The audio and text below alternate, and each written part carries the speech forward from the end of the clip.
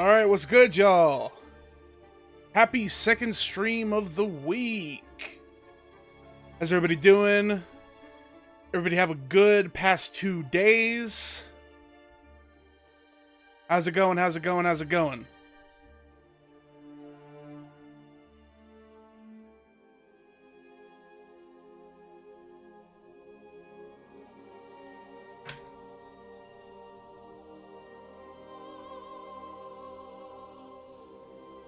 Ah. Whew. That little sip of water went down the wrong pipe there for a second. How's it going? Second stream of the week. We are here for some more Little Witch Nobeta. But before all that, a little bit of stream preamble. Y'all know the deal by this point. So first order of business that I want to address or discuss. Quick reminder for anybody who wasn't in the stream earlier this week. We are doing a little experiment here on the channel for this week, and depending on how well it goes, it may become a regular thing here on the channel. That being that going forward, I will be trying to incorporate at least one article discussion and one reaction video per stream whenever applicable. Obviously, there's not always going to be something interesting to react to, and there's not always going to be an article worth discussing. But whenever the opportunity presents itself, I am going to do a discussion video-esque segment like I would on one of my pre-recorded discussion videos. That'll probably be in the middle of the stream, in between the two timed segments where I'm playing whatever game we're playing, and then the reaction video, or videos, whatever they may be, will come at the end of the stream, post-gaming, before I've done the end-of-stream wrap-up. Now, I do have an interesting article picked up for today. I don't want to spoil what that is. I'll just let y'all find out what that is when the time comes. But I will say what the reaction is going to be, and that is we will be reacting to the latest trailer for the upcoming DCU Clayface movie. I have mentioned before that Clayface is one of my most anticipated films of this year, of 2026, and I gotta watch the new trailer. I'm very excited for it. I did a quick little click through without paying attention to anything, and I did not detect any hints of copyrightable music, so more than likely I'll be able to have the volume up this time, which will make the editing easier for me when I'm editing the video together, but it'll also mean that you guys can hear it at the same time that I can hear it. So good news for y'all. Good news for me, good news all around. For those who weren't here in the previous stream, on Monday, we reacted to the Avengers Doomsday trailer, and I know that Disney is a lot more hands-on when it comes to the copyright stuff, so that was turned way down volume-wise, and most people might not have been able to hear it when I was streaming, but I did finish editing that this morning, and that should be going up, that video should be going up tomorrow at 11:30, and I've edited it in such a way to where the volume is amplified on the trailer. I'm not gonna get into the nerdy specifics of how I managed that, or how I edited that, but the volume is turned up. I watched a couple other people's reactions in my free time this morning to see what the general consensus for the movie was, and most people seem to be getting away with having the volume up. So I was like, okay, since nobody's getting in trouble for it, I'm just gonna go ahead and crank the volume for mine up so that people can get more enjoyment out of the reaction. So that's what I did. Also, if you weren't here for the previous stream, up on the channel right now is the edited down, smoothed out version of the discussion segment from the previous stream. If you weren't here for it, we did a article read about the author of Oyasumi Punpun, Inio Asano, and his unfortunate and controversial takes surrounding the use of generative AI in manga, and his intention to do so with his current and future works. So that is up on the channel right now. It's about 23 minutes long after the editing down version. that is up to view now, so be sure to head over to the YouTube channel. That is youtube.com/@sugarbearvt, and check that out when the stream is done if you are a fan of those sorts of discussion videos. But yeah, I think that's all the shilling that I've got in me for right now. We're here to game. We've got plenty of stuff to be doing. We got gaming, we got discussing, we got reacting. So not much point or not much to gain by yapping here, accomplishing nothing. So I'm gonna go ahead and get this pulled up. I'll let you guys fucking chill here for a second while I get the game pulled up, and yeah, just bear with me for just a sec, guys. I wish I kept that music on so I could tune it back in. Won't ask the questions yet. Ask them about 10 to 20 minutes in when you're playing the game, because it's too early to ask. I mean, that's fine. Whenever you're ready, as long as it's. I will say this for anybody who may be watching, whether you're lurking or whether you're watching Mech the VOD. I love interacting and responding to questions from chat. Makes for some easy YouTube shorts and TikToks. I'll never say no to farming some clips, because it's good for the growth. And I love having those back and forth discussions. I always would prefer that they be when I am actively recording versus when I'm not, just so that it's easier for me to keep track of where everything is. But don't feel like it's a requirement to do so. If you got something to ask, you got something you want to talk about, you can do so at your leisure. Alright, that's enough being distracted. Let me go ahead and get this stuff pulled up.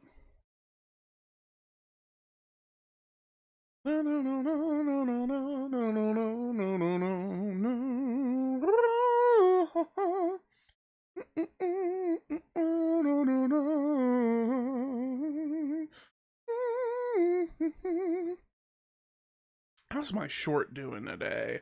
Okay, that's not so bad. That's not bad at all. Yeah. Decent numbers. I love numbers.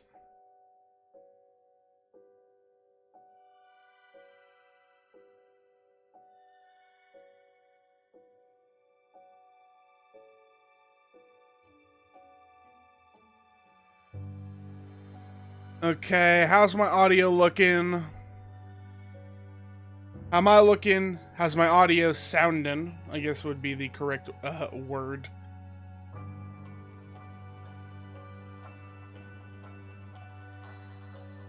Let me take a peek at myself. Yeah, not so bad.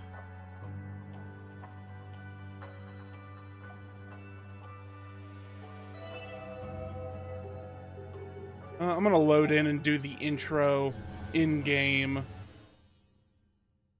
One of them is about a certain Pokemon starter, and the other one is about a certain cartoon character or Pokemon show/game. Those sound like some interesting topics. I'm looking forward to it. Ooh, let me turn that down to my headphones. That is loud. And let me see here. How am I looking? Am I too tall?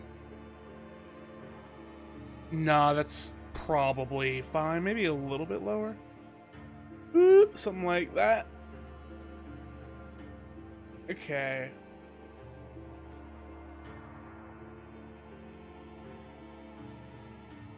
There we go. Straighten myself up a little bit. Okie dokie, y'all. Let me go ahead and do my intro bit.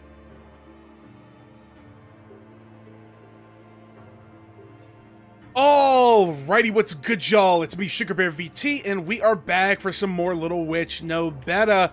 A quick recap of the previous stream, in case you weren't here to see it. We managed to clear out this entire area here and make it over to the start of the next area when we were attacked, brutally attacked, mind you, by what appears to be Hachichaku-sama of Japanese folklore. That is a very large woman who's attempting to kill us. We made it past the first stage of this mini boss fight, but we ended up getting caught up in the second phase where we have to run and gun. We ran out of mana and we just couldn't hack it. So we are here today. I got 3 mana crystals in the slots, and we are going to see if we can't handle business with this new mini boss whose name I have yet to discover. I'm going to be sticking with the little bear outfit for now. Next time we reach a good change-in point, I'll probably swap over to a different outfit just to keep things fresh, keep things interesting. But, yeah, let's go ahead and get into it. Keep things moving and grooving. Oh, okay, it's a good thing I can't walk under there. Almost fucked myself. There's always that little, like, 10 seconds of, like, whoa, what were the controls again? Okay, there she goes. Guess we're not fighting her today. Handle that. Oh, no you don't.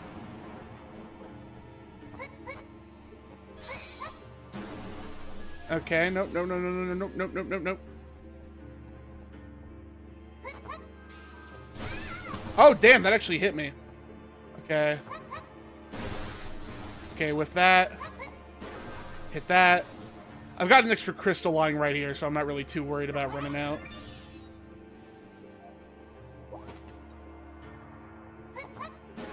There we go, hit that.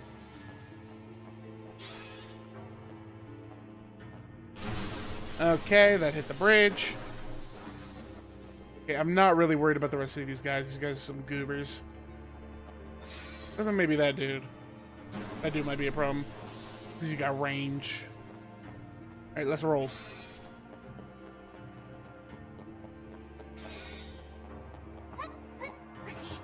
Luckily, we got a bunch of these breakable crystals here. If I remember correctly, these have, what the fuck? Where did that come from? Oh, you little punk. I didn't realize you were still alive. Okay. That was the only one with range, so we can probably go ahead now. Like I was saying before I was oh so rudely interrupted, luckily I got a bunch of these breakable crystals. These have mana pips in them, as well as some health pips, so we're pretty much coming in fresh. I'm actually going to avoid breaking some of these, though, because I got to fight this Night Lady up ahead, and that's going to use up some of my mana. I wanna have the ability to restore once I'm done with her.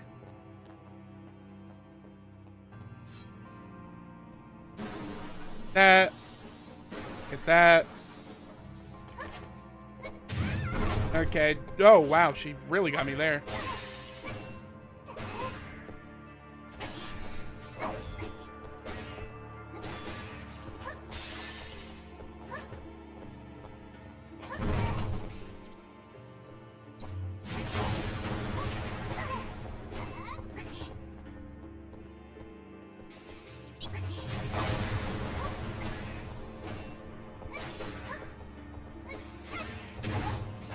Okay, I'm kind of goobing right now. Ignore this. Ignore that I'm goobing. Sean, what's up? What's up? What's up?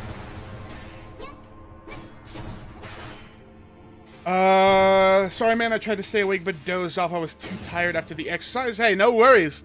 I won't lie to you. I clowned on you a little bit. I'm like, oh, Sean, after asking me to stream for longer, first time I decide to stream for longer, Sean's nowhere to be seen.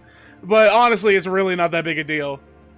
I'm genuinely just pleased that you choose to come through and spend your time with us, knowing full well that it is like 3 a.m. for you. It is ridiculously late where you live, yet you're still coming here and hanging out with us, so I can't be anything but appreciative of that. Gibby, how's it going? How's it going? Choose one 3 Pokemon gen that you think have the best starters. Okay, I have a couple answers for that, because I'm not entirely sure which way the question is meant to be interpreted. Which gen do I think has the best starters? I think that is either Hoenn or Sinnoh. I think conclusively those are the two best gens in terms of starters. I think they have zero weaknesses among the starters. Whether you're talking Torchic, Mudkip, or Trico, or whether you're talking Turtwig, Chimchar, or Piplup, I think that they are both completely flawless starter gens. So if that's the way the question is meant to be interpreted, that's my answer for that. Choose 1-3 Pokemon gen you think have the best starters.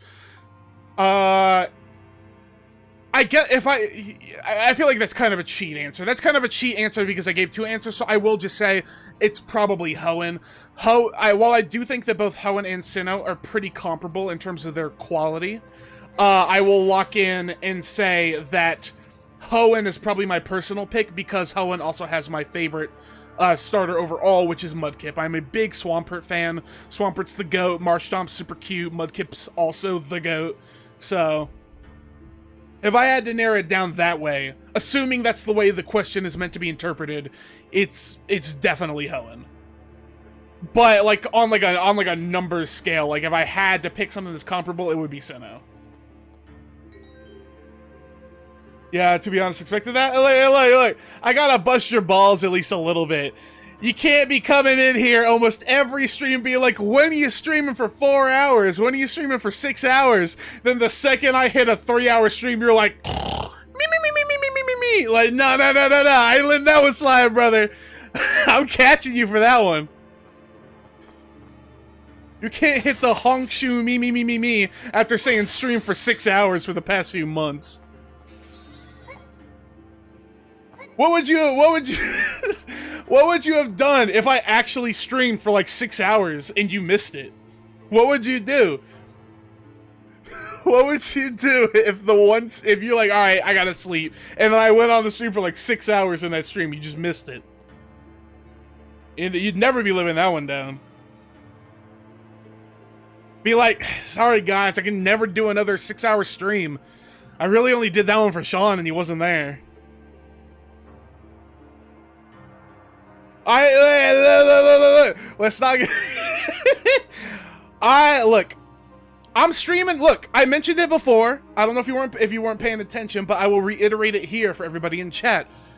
This stream, as well as the following stream on Friday, this is the testing grounds week. This stream and the following stream are also going to be between 3 and 3.5 hours, because I'm also doing another discussion video today and another trailer reaction, and then I'm going to be doing another discussion on Friday and another reaction. I don't know if it'll be a trailer reaction, I don't know what it'll be, but this week is for testing the waters to see what the demand for these longer streams are, and to see how well I can streamline my process for like getting new videos out there. Try to cut out the recording time on my off days, leave it so I'm just editing. I've already been through all this. Y'all know what the deal is. So this is the testing ground. I'm doing it again today, and I'm doing it again on Friday. And if the demand is there, it'll just become a regular thing on the channel. So between 3 hours and 3.5 hours might be the new target range going forward. Who's to say? Here's part 2 of my question. I asked about open world for Winds and Waves. Do you want Game Freak to add more voice acting to the current Pokemon games in the Switch era? I would say yes, with a caveat. I just now realized I've been saying the word caveat a lot recently, but I believe that is the correct word for what I am referring to. I think that they should add more voice acting, but only under the direct circumstances that I am allowed to pick what language I am hearing the voices in.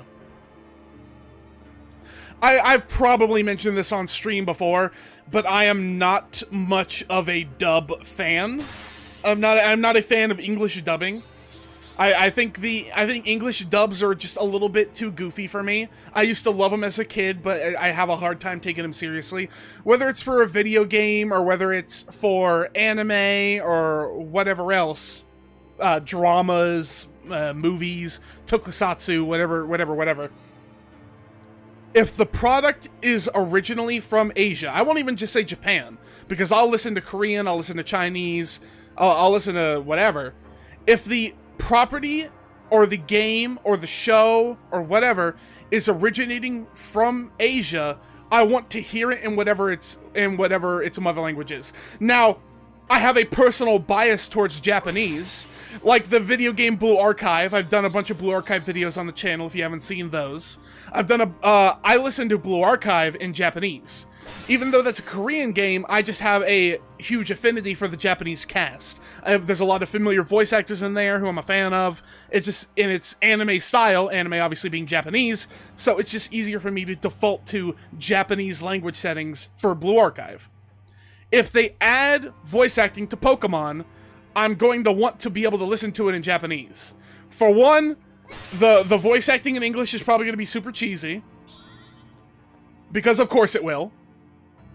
It's almost always cheesy, at least to some degree. It's either cheesy or the lip sync is completely off and it's just distracting. So as long as I can hear the voice acting in Japanese with English subtitles, I'd be perfectly fine. 100% locked in on Pokemon voice acting. However, if they continue to do it without voice acting, I could also be fine with that, but I'm going to need them to stop doing scenes where they're clearly meant to be talking and their lips are flapping and shit. Like, what's the gym leader from Sword and Shield? What's his name? Pierre? The punk rock dude?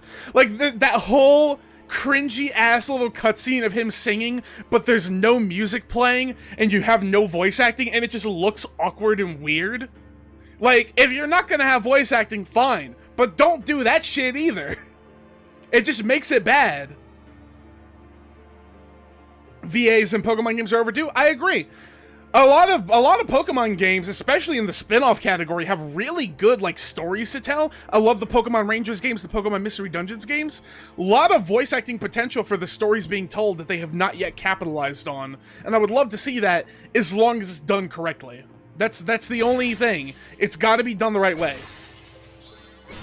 Whether they do it or whether they don't, it just needs to be done right.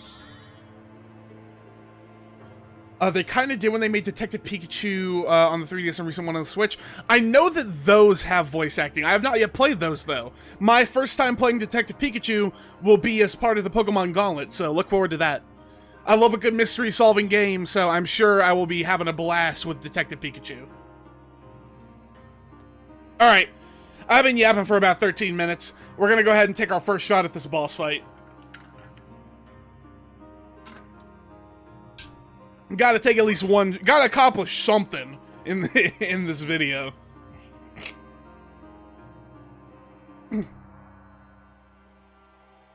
Oh.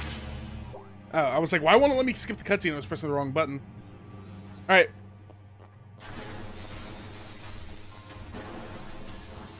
We're just taking as many cheap shots as we can.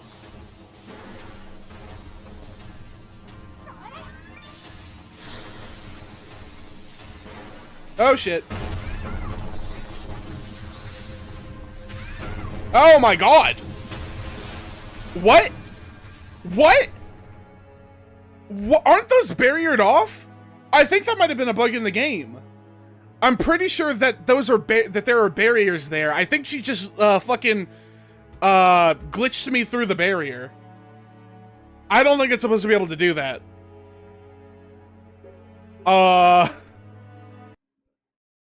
Yeah, I think she might have no-clipped me through the fucking barrier.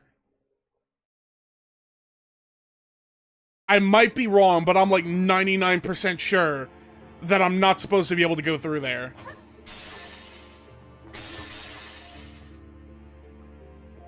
Weird.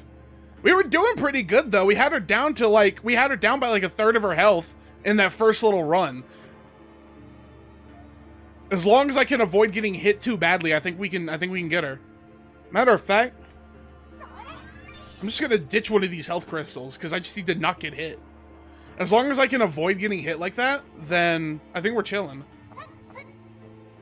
I just need to be more mindful of how far down the pathway I am.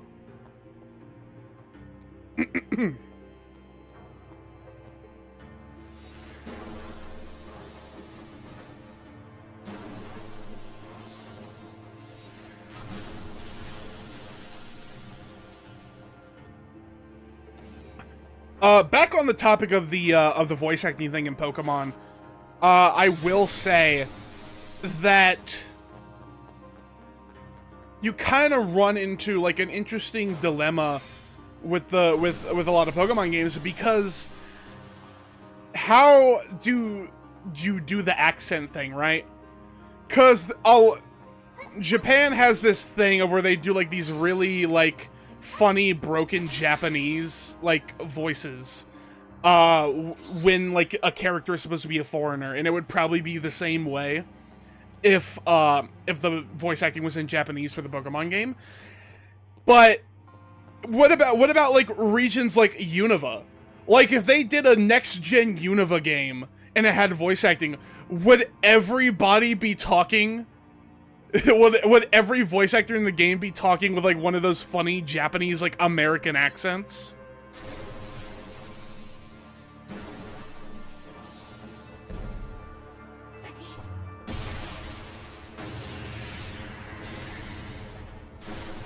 Like, would every single character in the Unova region sound like Miss Natty from 100 Girlfriends? Not that there's a problem with that, Natty's the GOAT, but I can't help but feel like probably a lot of people would find that distracting.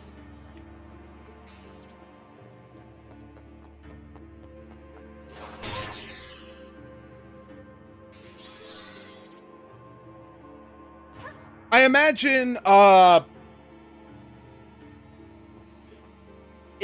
specifically for Winds and Waves, if they were gonna do like, if the Japanese VAs were gonna do like an accent to it, it would probably be like speaking with like an Okinawan dialect or something like that.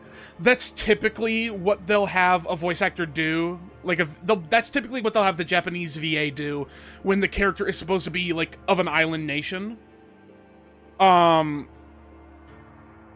And I can't remember off the top of my head where Winds and Waves, like what the inspiration for that. I think it was like Philippines or something like that.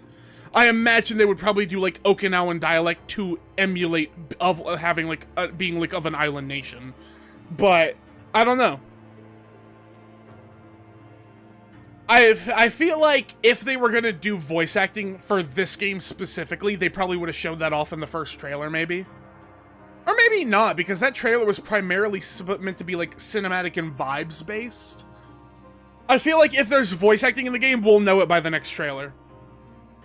I can say that pretty confidently. If there is voice acting in Winds and Waves, we'll know it by the next trailer.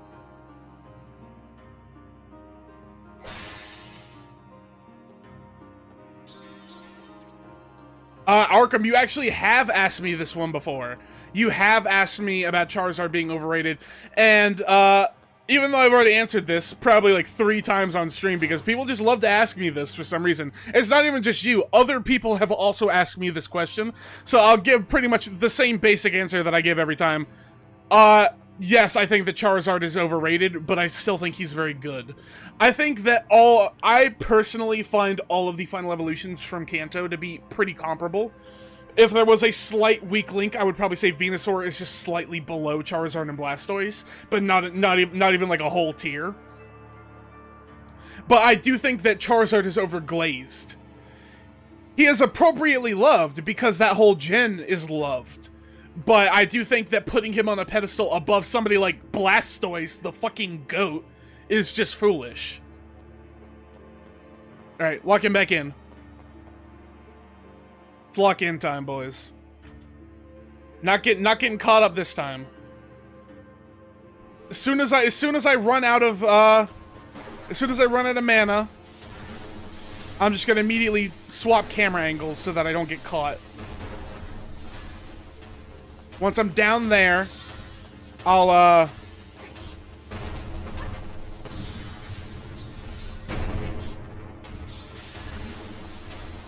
do this. Basically this thing that I'm already doing.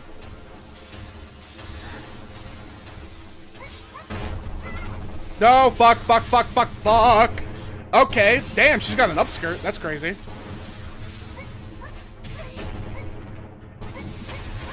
Okay, run, bitch, run. There we go, got her ass.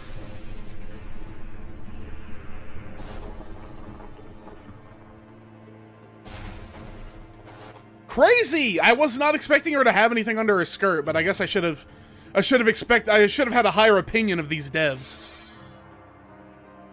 What is this? Enchanted shackles.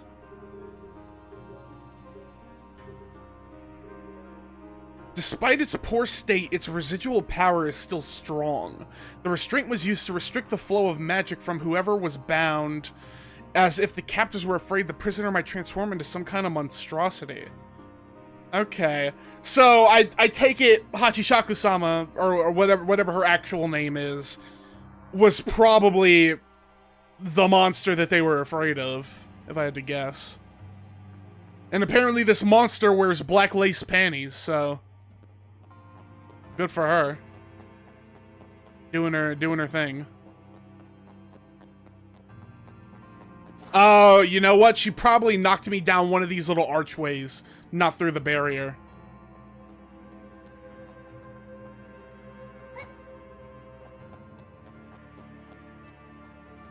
Oh, and we reached the Gata statue. I'm actually not much of a black lace guy. I'm more of a colored stripes guy. You know, the anime classic, striped, blue stripes, pink stripes. Also like that little one with the ribbon that the fucking tsundere girls are always wearing. You know, where it's got the little bow on it, and they get super embarrassed because they have this like tough outward persona, but then they actually wear like super cutesy clothing. That's pretty peak.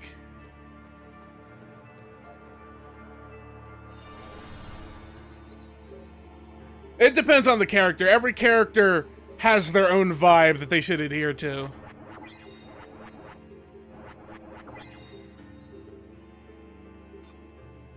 Ah! I mean, should I just count that as a boss fight and change outfits? Yay or nay? Should I change fits? Oh wait, did I pick up? What item did I pick up? Oh, Saint's Cane. An ordinary-looking shepherd's cane that emits the power of a blessing. True power casts down those who stand against it without decoration or fanfare. Okay. Cool. Alright. What say you, people in chat?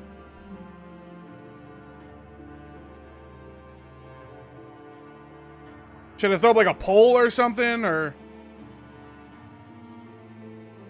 what's the dealio? Anybody who's over in YouTube, can just type in chat what they want. I'm just gonna do a little mini poll. Change fits, yay or nay. Allow for additional votes and channel points. Hit a little 2-minute duration. Why not? There we go. Running a poll. Y'all should see a poll in there.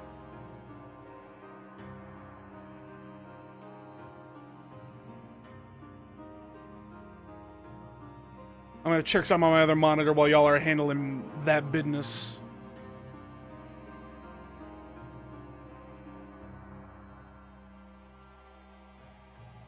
Okay. The little discussion video we uploaded this morning is doing pretty decent. Not mad at that.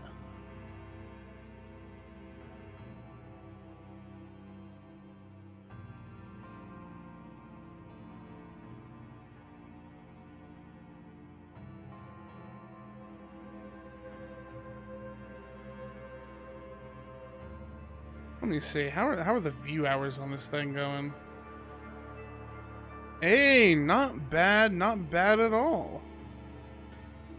Fucking with that.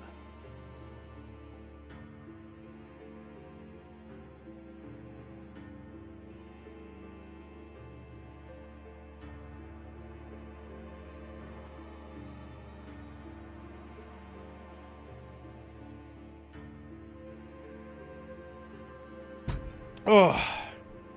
Alright, vote the ding dang poll, Sean. I know you in there.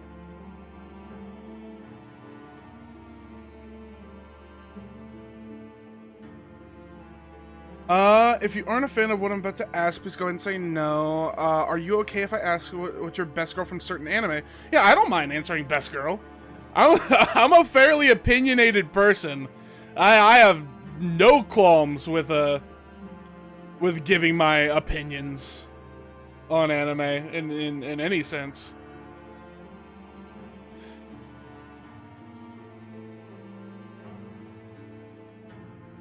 All right, we got an ad starting in 50 seconds, y'all. So, I'm gonna let this ad go on, but I will actually answer your question once once we're back from ad, Sean.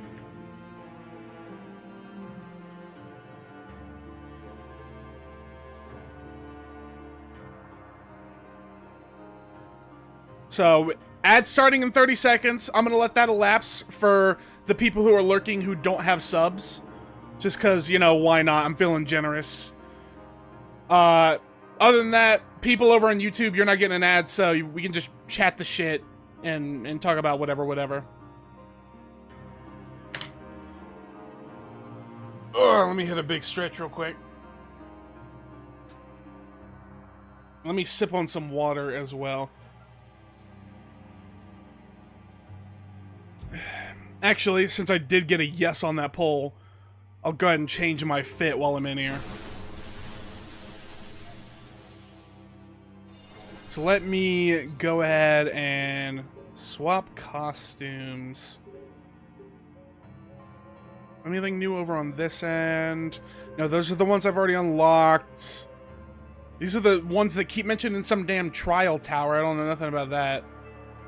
This one I have to use absorption to absorb 30,000 mana. What the fuck?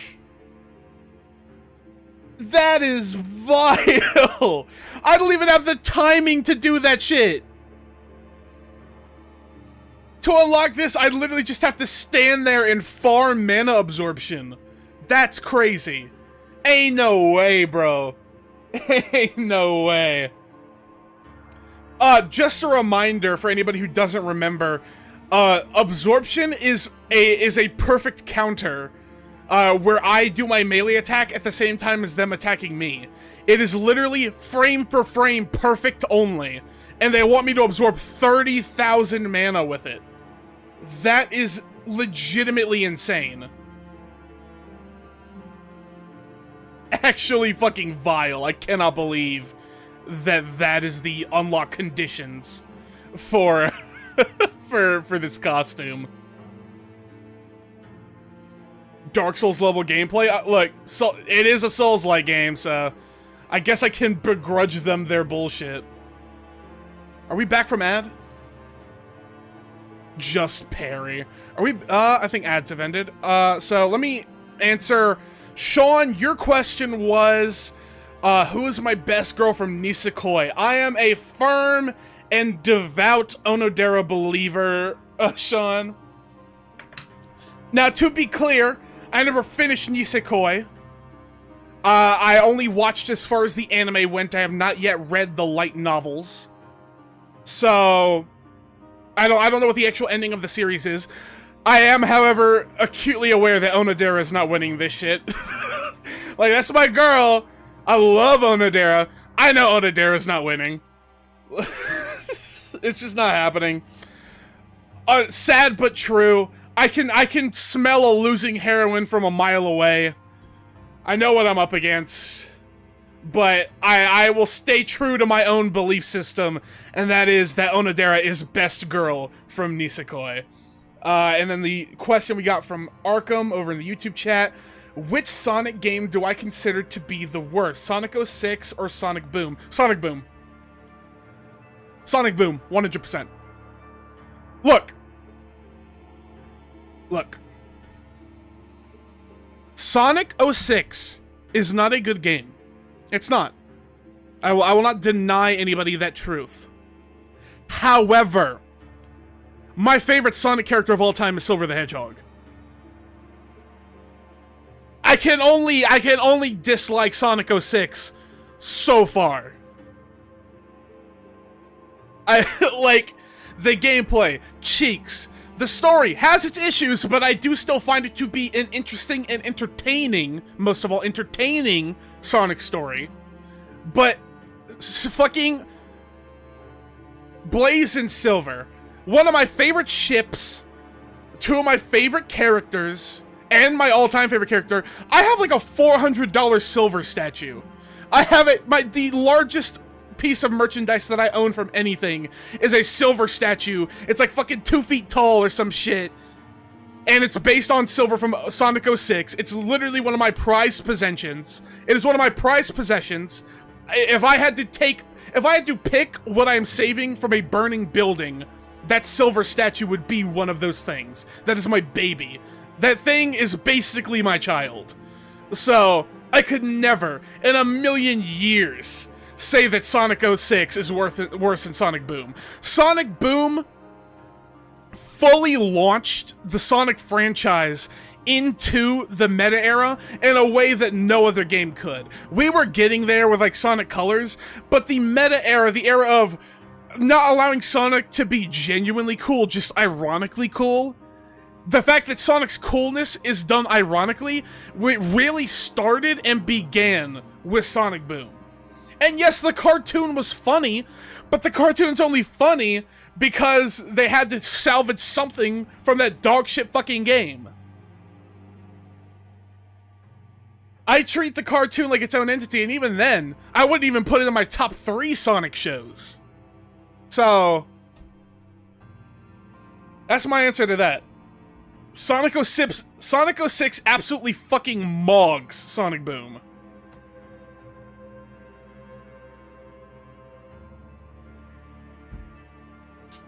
My personal favorite, Shadow the Hedgehog. Very admirable pick, Arkham. I cannot begrudge you that pick. Shadow's probably in my top 3.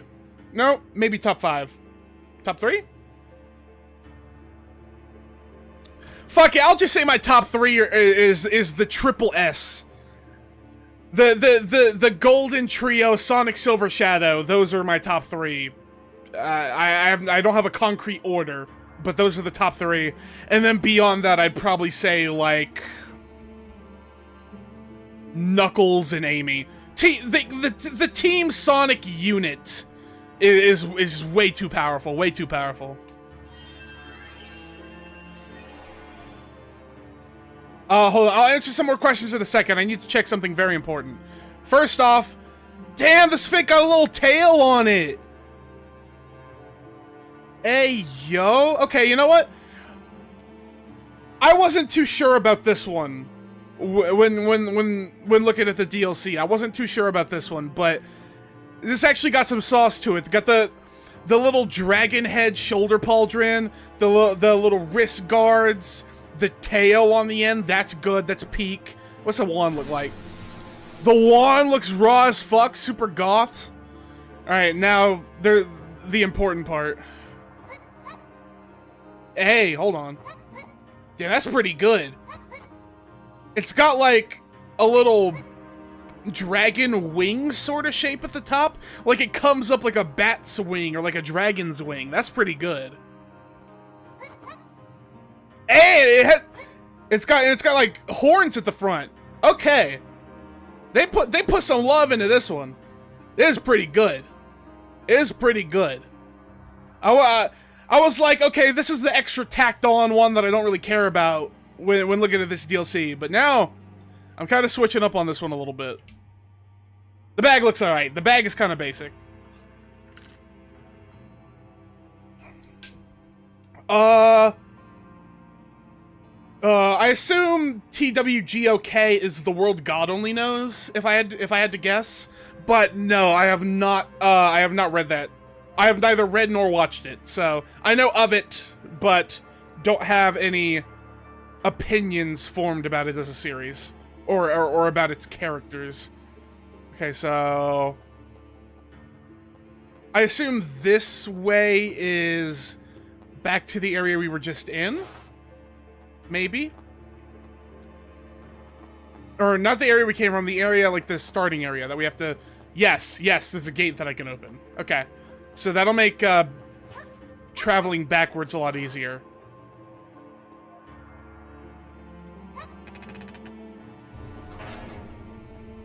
And this is right beside the... I didn't even notice this gate. Okay. Let me actually try to progress a little bit, because I've been steady yapping for a minute, and it's been a huge detriment to our progress in this first video. Sonic X is my personal favorite. To me, it's felt more like an anime. Well, that's because Sonic X is an anime. I don't know if you knew this, Arkham. Sonic X is actually an anime.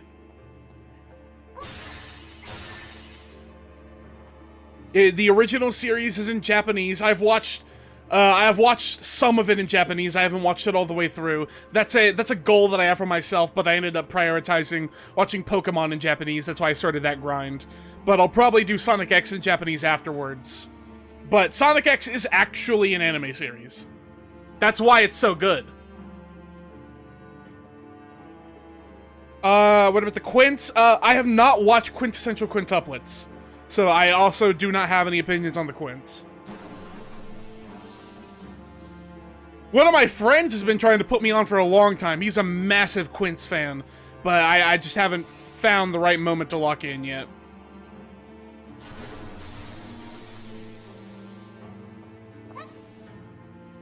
I've mentioned this before, Sean, but I'll say it again since you're specifically asking me about anime waifus.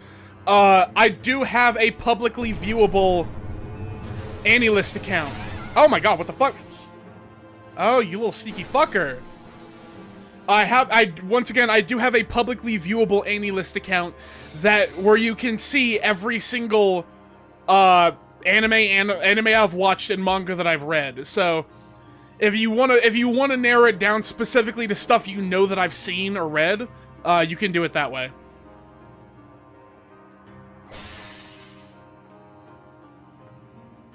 Best Pokemon girl?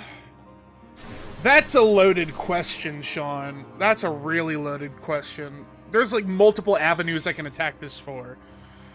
Cause if I wanted to be like, who's my best girl in like from... Ooh, there's a chest over there. Fuck, I love a chest. If I wanted to narrow it down to like, who was my favorite Pokemon girl growing up, it would probably be May from Hoenn. Because, Pokemon, is it Pokemon Advanced Generation? Pokemon, is Advanced Generation the Hoenn anime? That's the one where I was like the most locked in on the anime as a child, where I was like tuning in on Saturday mornings to watch it before school. Like, I was super locked in on the Pokemon anime at the time that the Hoenn anime was airing. And also, like I mentioned before, Ruby Sapphire is my favorite Pokemon game. I have a lot of love for May. May's the GOAT. I also love tomboyish characters. That's another reason. Another answer I could give would be Misty. Like, Misty is like the OG rugged, tomboyish, but still very pretty kind of Poke girl. Everybody growing up watching the original Pokemon anime had a crush on Misty. So that's another easy pick. That'd be like a cop out answer. Including the Mons, Gibby, that's a whole different thing. I need a whole video dedicated to that. I can't even begin to narrow down the Pokemon as, like, what Pokemon I'd fuck. It would be easier to tell you which ones I wouldn't. It would genuinely be less time consuming to tell you which ones I wouldn't. Like, that's a whole different vibe. But, if I was trying to narrow it down to, like, gym leader best girl, that's, like, even tougher, because there's 8 of them to pick from across every gen.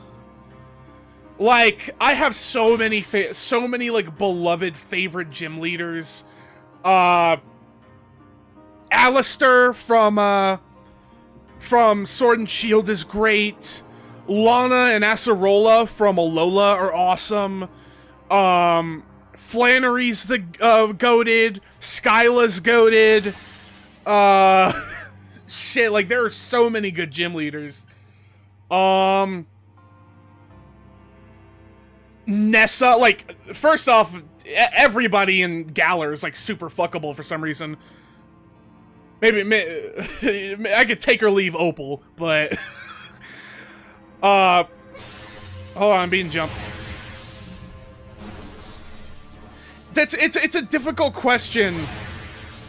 It's a very difficult question for me to like answer like off the cuff, like off the top of my head.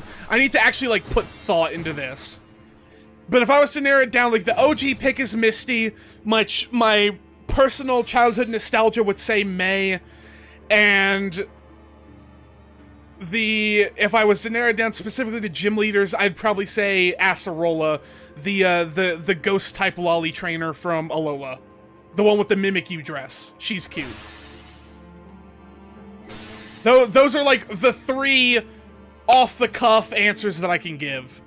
If you want something more accurate, I would have to like really sit down and think about it. Halfling's forelimb? What the fuck? Adult halflings are roughly as tall as human children, never wear shoes, and are experts in infiltration. Hold on, whoa. If them feet ain't hairy, assuming these aren't like hobbits, this shit might be peak. I might personally devote my time to protecting this race. I might have to lock in, y'all. You had me at never wear shoes.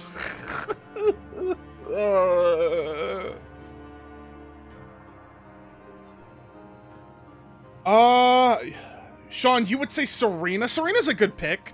There's a lot of love for Serena, especially in the shipping community. A lot of people ship Ash with Serena, so that's a valid one. I can't hate on a Serena pick.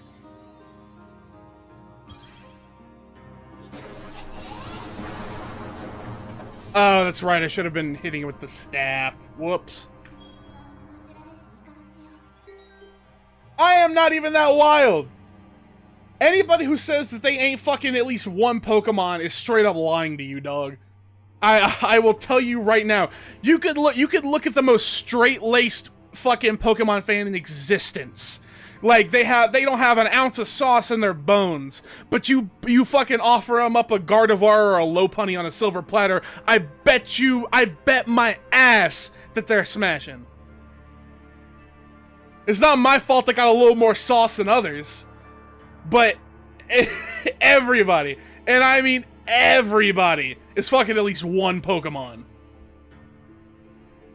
Don't you bullshit me, Sean. Don't you bullshit me. Don't you try to pull some I wouldn't fuck a Pokemon on me. I ain't even buying that.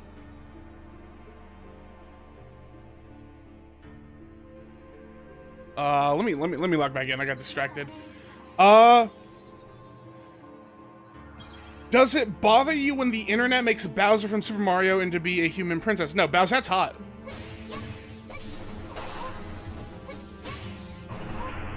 Why would I be hating on Bowsette? Bowsette's bad as fuck.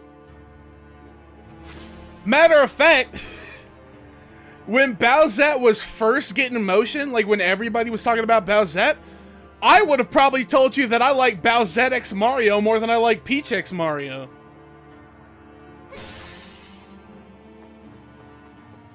Enemies to lovers, plus Mario getting snubbed by Peach, but Bowser's been the one who's there all along, and Bowser's actually locking in. Like, Bowsette's goated. I don't know anybody who's a Bowsette hater.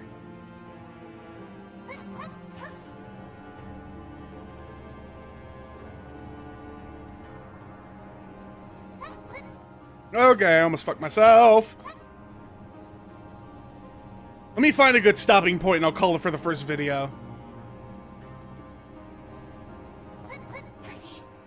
Okay, so I'm up here now. I could also be over there, but I'm not sure which way I'm supposed to be. What the fuck is that? There's some crazy shit going on down there. Damn. I don't even know if I want any part of that. But I get the feeling I don't have a choice.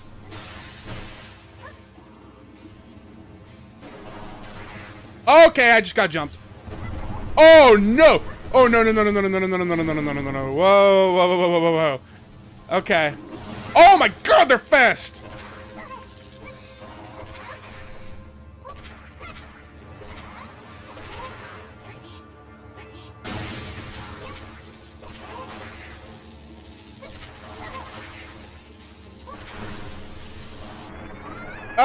Okay. I guess that's our stopping point for the first video.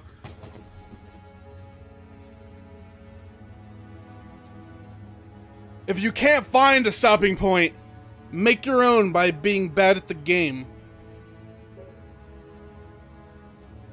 Yeah, they move fast as fuck. I have never in my life, and I've played a lot of video games, I have never seen a generic mob run up on me like that. Like, that's actually fucking crazy. Let me upgrade some more stuff. Hit that, and I can't afford anything else. Okay. We are calling it for this first video here. So I'm gonna go ahead and cut this timer. So now we're gonna be heading over to the article scene, and we're gonna do our little discussion video, and then we'll come back and do some more Lil Witch Nobeta once we wrap that up. So bear with me for just a sec.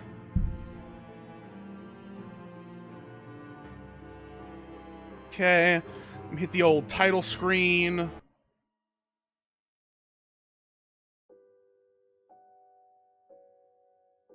And ba-da-da-doo, ra-da-da, eek-da, rag-jagaboo, eek-do-boo-do. Yeah, there's some crazy stuff. Wait till you resume the game stream before I ask you 1 or 2 more questions. Hey, whatever floats your boat, Arkham. Whatever works for you, Brody. Let me check some real quick before we head on over to the article scene. Good video performance. This I feel good to be getting back to doing my discussion video stuff and my reaction video stuff. That is where the bulk of like new viewers and new subscribers really end up coming from, is when I diverge off the standard Sugar Bear VT path and just yap about shit and react to stuff. Those are really the videos that tend to get a lot more motion than just the regular gameplay uploads. So I'm happy to be getting back to the discussion stuff, and I'm also thoroughly pleased that people seem to be enjoying the Oyasumi Pun Pun video. Okie dokie. Let me go ahead and change my title here. What's a good title for this article? Funking.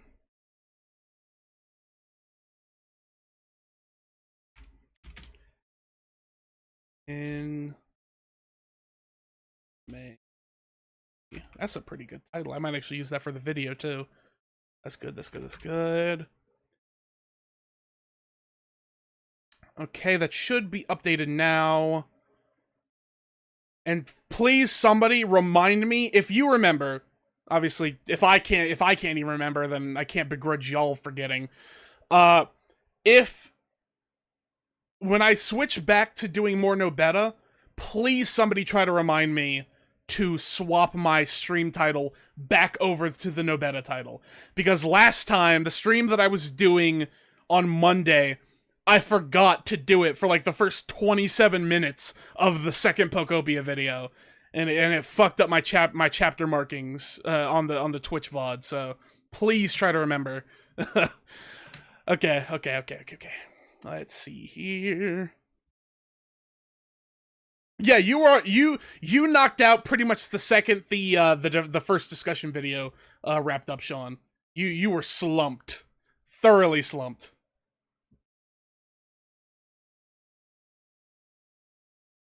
Okay, that looks good. Let me hit a little water, then I'll do like a pseudo kind of intro. I'm not gonna do like a full intro because I think the pre-recorded one that I stitched on to the discussion segment for the Pun Pun video worked out pretty good. So I'll just do it that way again. But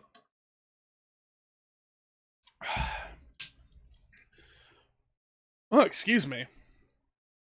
Okay, so I got the article pulled up on the screen here. And yeah. So as you can see from the title, Neon Genesis Evangelion Asuka voice actress says appearing on TV was a constant trauma back when the otaku culture was still looked down on in Japan. Now, the reason that I picked out this article is because I think the most interesting facet of the modern anime and manga fandom space that I've seen since like the 2020s with all the newcomers is the revisionist history that people were never bullied or never belittled or treated as lesser because they enjoyed anime or manga.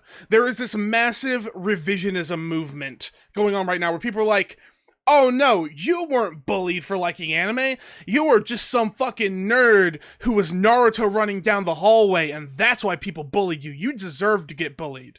Or they just flat out say that it never happened in the first place. Both of which are categorically false.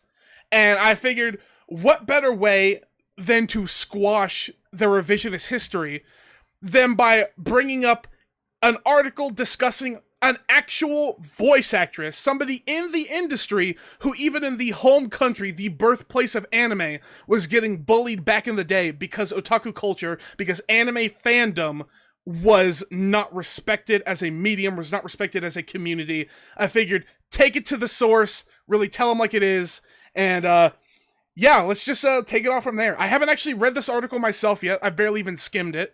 I saw the title on the trending page, and I was like, all right, I know exactly what I'm going to do with this one. So let's go ahead and get into this thing. So we got right here. Let me scroll down a little bit. Voice actress Yuko Miyamura, best known for her role as Asuka Langley Soryu in Neon Genesis Evangelion, recently published a column in Japanese online magazine Hanasone, I believe is how you would pronounce that, in which she discusses the harsh reality of being an otaku in Japan before the subculture had become more mainstream. She also touched on some of the traumatic experiences she had appearing publicly in media as a seiyuu. Seiyuu is the Japanese term for being a voice actor or a voice actress, in case you didn't know. So yeah, let's scroll down a little bit more. I'm trying to like monitor what's actually seen on the screen as I scroll down. Okay. Back in the 1980s, when Miyamura was still a teenager, anime finally started expanding from being a kids-only medium to targeting a wide range of audiences and demographics. In a way, it was an extension of the booming manga culture of the day, and the two helped to spread the otaku movement throughout Japan. However, otaku were still viewed as outcasts, and being a proud superfan of anime and manga out in the open was generally looked down upon. This is what I was saying leading into this. Not only was this definitely a thing, it was a thing in its home country of origin. And some people might not know this, but this is actually a pretty well-known thing to people who have been in the anime fandom, in the anime community for a long time. You don't really see it as much now, because of the way that otaku characters are represented and treated. Like, nowadays, you'll see, like, a sort of mobbish background character be an otaku. Like, he's a super fan of one series or of a game or of something of that like, but he'll be the focus of the manga, of a slice-of-life manga. Gals can't be kind to otaku, thrust them into a slice-of-life series, thrust them into a romance series, and even though they're otaku and they have the pre-existing prejudice in their head of like, oh my god, I'm gonna get bullied, people are gonna treat me like shit, they are still not represented as being disgusting or vile or weird or whatever else. They show it as being a thing that's in their head. However, if you go back a decade or two to the early 2000s to the late 90s, the way that otaku in media were depicted was wildly different. The way that otaku were depicted in anime, slice of life anime, comedy anime, etc., back in the day, they were fat, slobbish, had no style, always fit into that one archetype of they wear the headband and sweat-stained shirts, probably like a plaid shirt over top of it, because that's the only thing without a character print on it that they own. They're probably carrying some bag of merch. They're depicted, or alternatively, some lanky, sunken-faced, Coke bottle glasses, looks vaguely malnourished. They were never depicted in a flattering fashion, I guess would be the best way to put it. And even when the character was a good character, like they were nice, they were pleasant to be around, like they weren't the butt of the joke, they would still, this was still indicative of the way that otaku were viewed, even in Japan at the time. And that type of portrayal, that bullying mindset, carried right over to America, and to the West in general. I obviously can't comment on how things were for other people in other countries, but here in America, this was a very real thing. You can't try to rewrite that shit now. Alright, let's continue. Miyamura recalled that, for example, anime merch shops like Animate were located out of sight, in old buildings instead of main streets. However, if she did get to buy merch like Bromide Prints or Sakuga Cells, by her favorite artist Shingo Araki, Miyamura suggests that she felt pressured to keep her otaku side hidden. That's another trope. You can even still see that trope some today.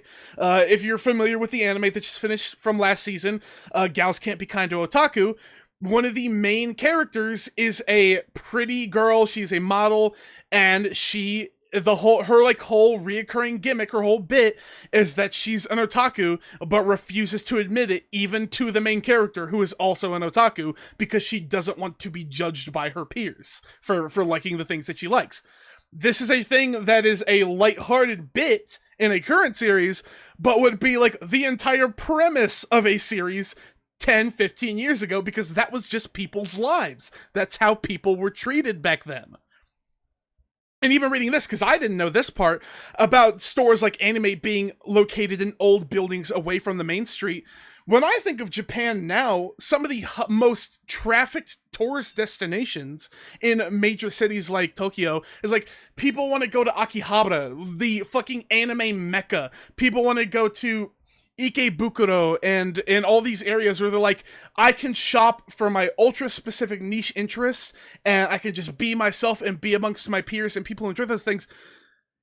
If a store as big, like a chain store like Animate, was out of sight in old buildings instead of on the main street back in the day, I can't even imagine what it would have been like for like a privately owned small business. It must have been like legitimate hell to try to be an otaku shop in the 90s and into the early 2000s. It must have fucking sucked.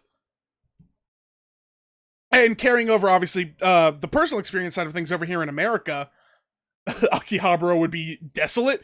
It probably was. Akihabara probably was a completely different place prior to the anime and otaku boom. I cannot attest to that because I wasn't there. But putting 1 and 1 together equals 2. If it was shunned, it wouldn't be the anime mecca that it is now. I couldn't even tell you what it must have been like back in the 90s. But to incorporate, obviously, the otaku perspective from like an American side, in the 2000s and even into the 2010s, conventions were a completely different space. Like you have there was an interbullying culture even within like the convention space. Like in the 2000s into the 2010s, a lot of conventions would be located or adjoined to like hotels or malls, convention centers, those types of places. They're still there now, but it was like very common back then because you just had to go to whatever venue you could get. It wasn't like it is now where it's fairly easy for an anime convention to book a large venue. But back then, it used to be incredibly common for you to go online and see people making fun of people in like forums, taking pictures of people in public while they're not looking, like while they're leaving convention with their anime merch. And of course, the funny one that people always like to point to is carrying around a dakimakura or carrying around like a wall scroll or whatever else. But it was a very common thing to just take pictures of people without their consent and post it online and make fun of them. Look at this fucking nerd with his anime figures. Look at this nerd in his stupid little anime t-shirt, carrying around his anime poster and his little nerdy fucking model kit. I'm like, people were not allowed to just live and exist as anime fans. It did not matter what you were doing, whether you were a quote-unquote degenerate with like your little hentai body pillow, or if you were just some guy who was excited about their new model kit. Maybe you just got a new kit. Picture yourself being this guy. You're at your first convention. You are a big Gundam fan, and you just got your first ever Gunpla kit. And you're like, oh my god, I can't wait to check this out. So you head down to the food court of the attached mall, and you're like, I'm gonna get myself some food, and I'm gonna start working on this kit right now. And from like 2 tables down, somebody's just taking pictures of you to post online and talk about what a fucking loser you are. Like, that was the reality for people fucking 10, 15 years ago. This was just life. It wasn't look at this fucking cringe loser. It's like somebody literally just minding their business, hurting absolutely nobody, was a victim just for existing and being themselves. It was everywhere. I saw it. Literally with my own 2 eyes, I witnessed people doing these things. I saw people taking the fucking pictures. Even nowadays, it's not much better. Like, if you look at, like, the anime space on TikTok, the whole, like, younger, like, ironic anime fans, I guess, would be the way to put it. Like, there are people who are quote-unquote anime fans, but they're like, I like this because it's popular. I don't like that weird shit. I don't fuck with the culture. I'm just here to see the cool fights, that kind of stuff. Those same people who claim to be anime fans are posting TikToks of people, recording them without their consent to make fun of them. Even today, even to this day, if you don't fall into the category of people who only consume mainstream shit, who only care about the fights, who only care about hype and aura, who only watch like the most bare bone minimums of anime, are still being bullied. And the fact that there is this like push to revise the history that like, no, this never happened, it's bullshit. It happened. I saw it happen. People tried to do it to me. It didn't exactly work out too well because I am a massive fucking hulking human being. The height of my model is not for show. I am actually 6'4", so I didn't deal with any physical bullying, but plenty of people still fucking talk shit, which doesn't feel good. So I was there, I saw it, I experienced it. Stop telling me it didn't fucking happen. It did. Let me sip some water for a second. I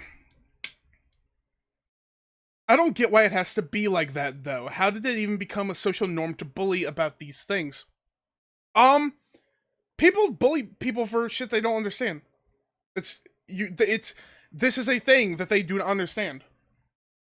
People don't like what they don't understand. People don't like people that they don't understand. People that they don't relate to. People who don't have common interest with them. They don't like things that are different. Why do you think that there is such a push in the modern anime quote-unquote, the quote-unquote anime fandom? Why do you think there is such a push to standardize, localize, sanitize, Americanize anime and manga? It's because they like the way it looks, but they don't want the association with Japanese culture, with otaku culture. They want the benefits of having smooth animation and good stories. They don't want any of the downsides of having to understand people that are different from them. This has always been how it is. This is how it is for everything. People hate what they don't understand. People hate things that are different from them. They are closed-minded and ignorant. This is people. This is holding up a mirror to fucking society. These are people. Ugh. All right, let me keep going here. We're elapsing a ton of time, and I don't want the stream to get too close to the 4 hour mark if I can avoid it. Especially since I got Mr. Sleepy Man in chat. Okay, right. Miyamura's career. uh, hold on, Art.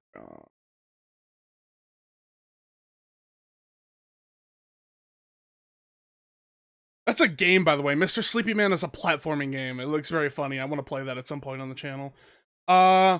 It's just sad. Yeah, it is very sad. What about High School of the Dead or Vampire Rosario? I have not watched Vampire Rosario, but I have watched High School of the Dead. It is a...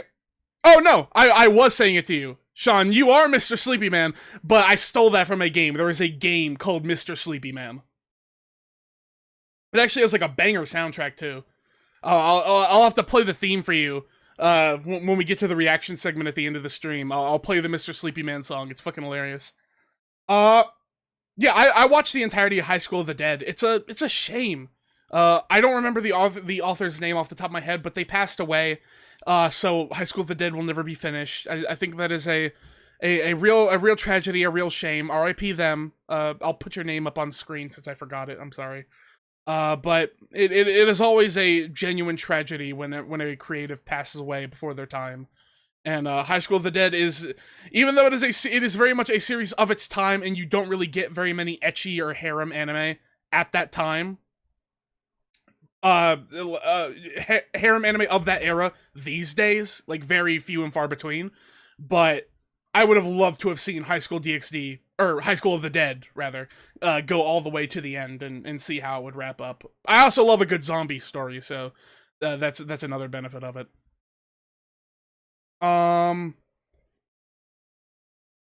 Okay, let me actually log back in. Miyamura's career as a voice actress started in the mid-90s, which is when anime culture started shifting towards the mainstream. Studio Ghibli films drew in new fans to the subculture, and Neon Genesis Evangelion, which she also worked on, was very much a hit among otaku.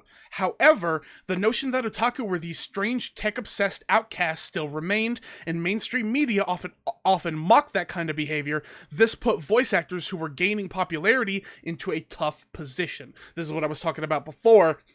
With the way that if you go back to the 2000s and the early 2010s, watch a slice of life anime, and see what the way the otaku characters are depicted and the way they're treated, they're either fat, tubby, no fashion losers, or they are tall, gangly, sickly, sunken cheeks, kind of creepers. So. I'll throw some fucking visual aid up on the screen so you can see exactly what kind of characters I'm talking about. But yeah, once again, that is reaffirmed here by what she is saying.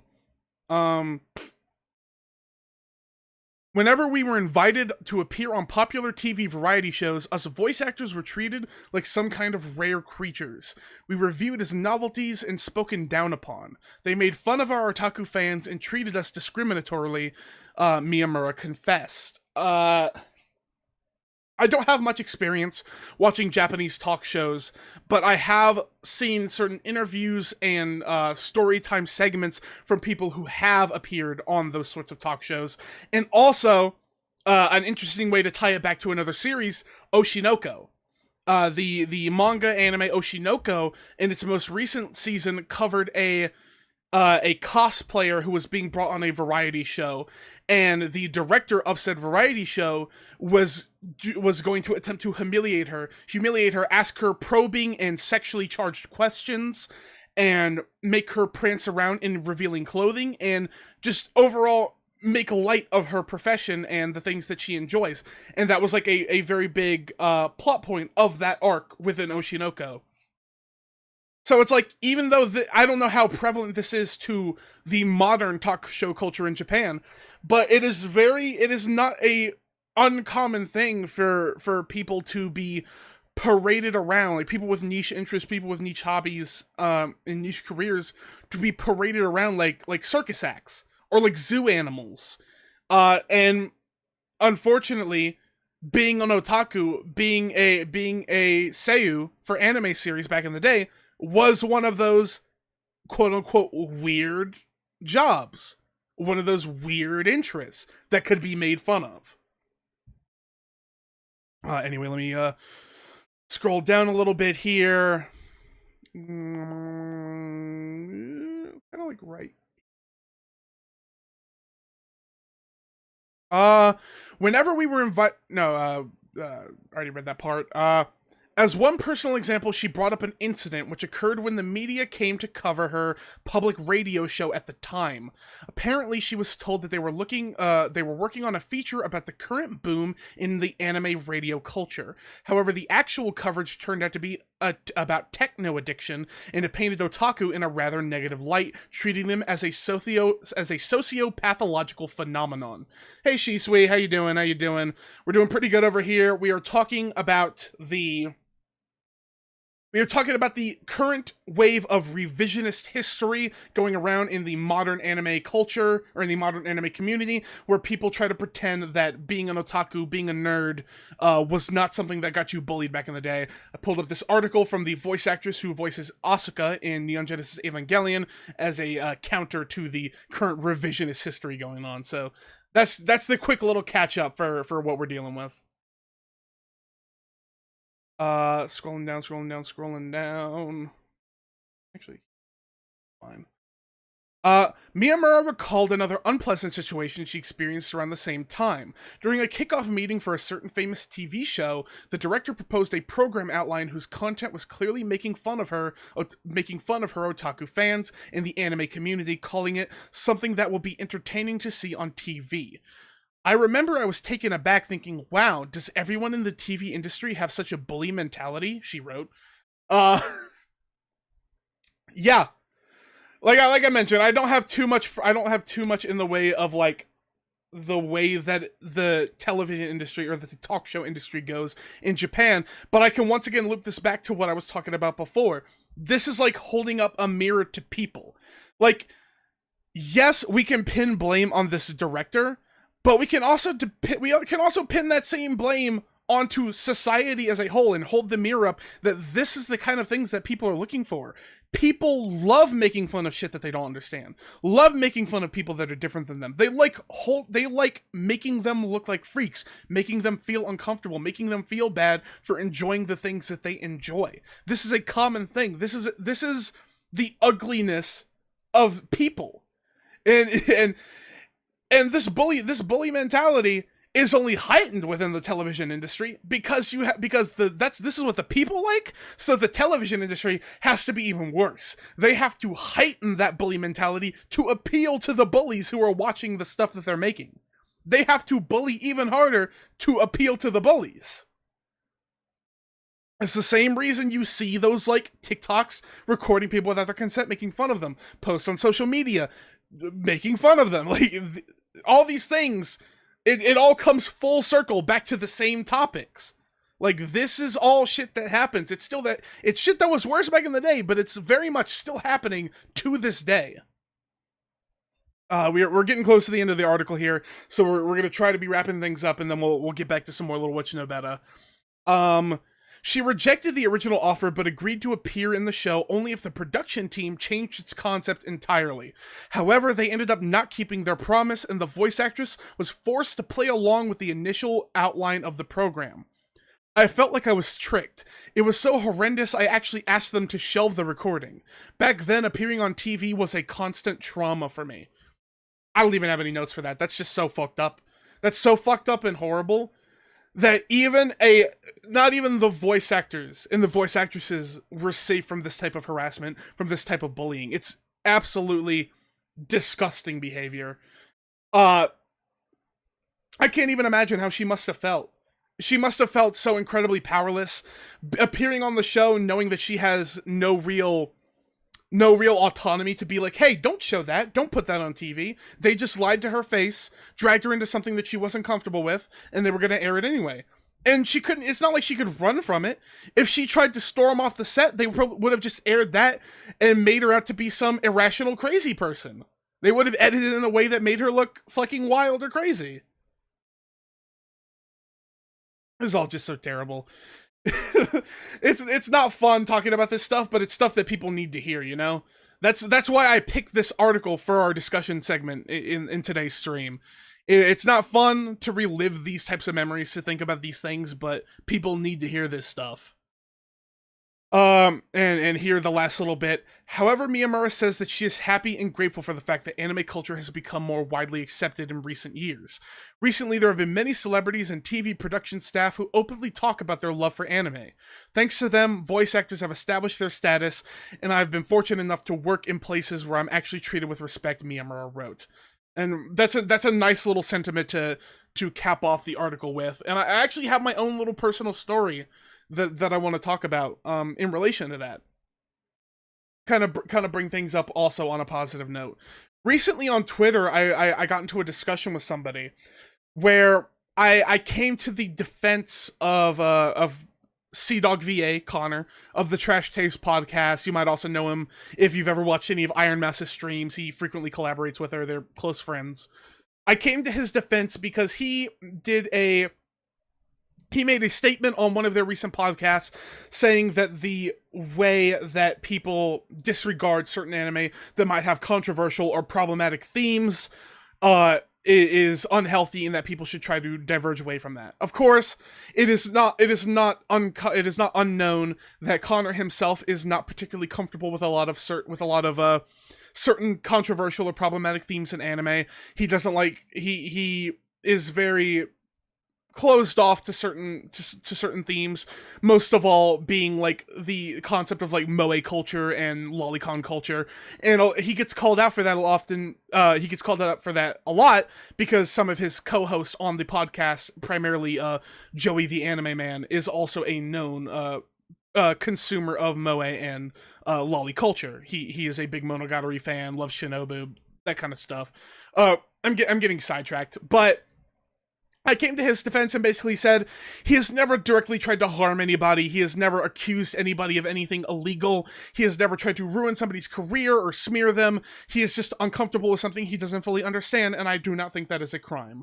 Of course, me trying to have the rational adult take about it didn't really do me any favors. People immediately jumped down my throat about it on Twitter.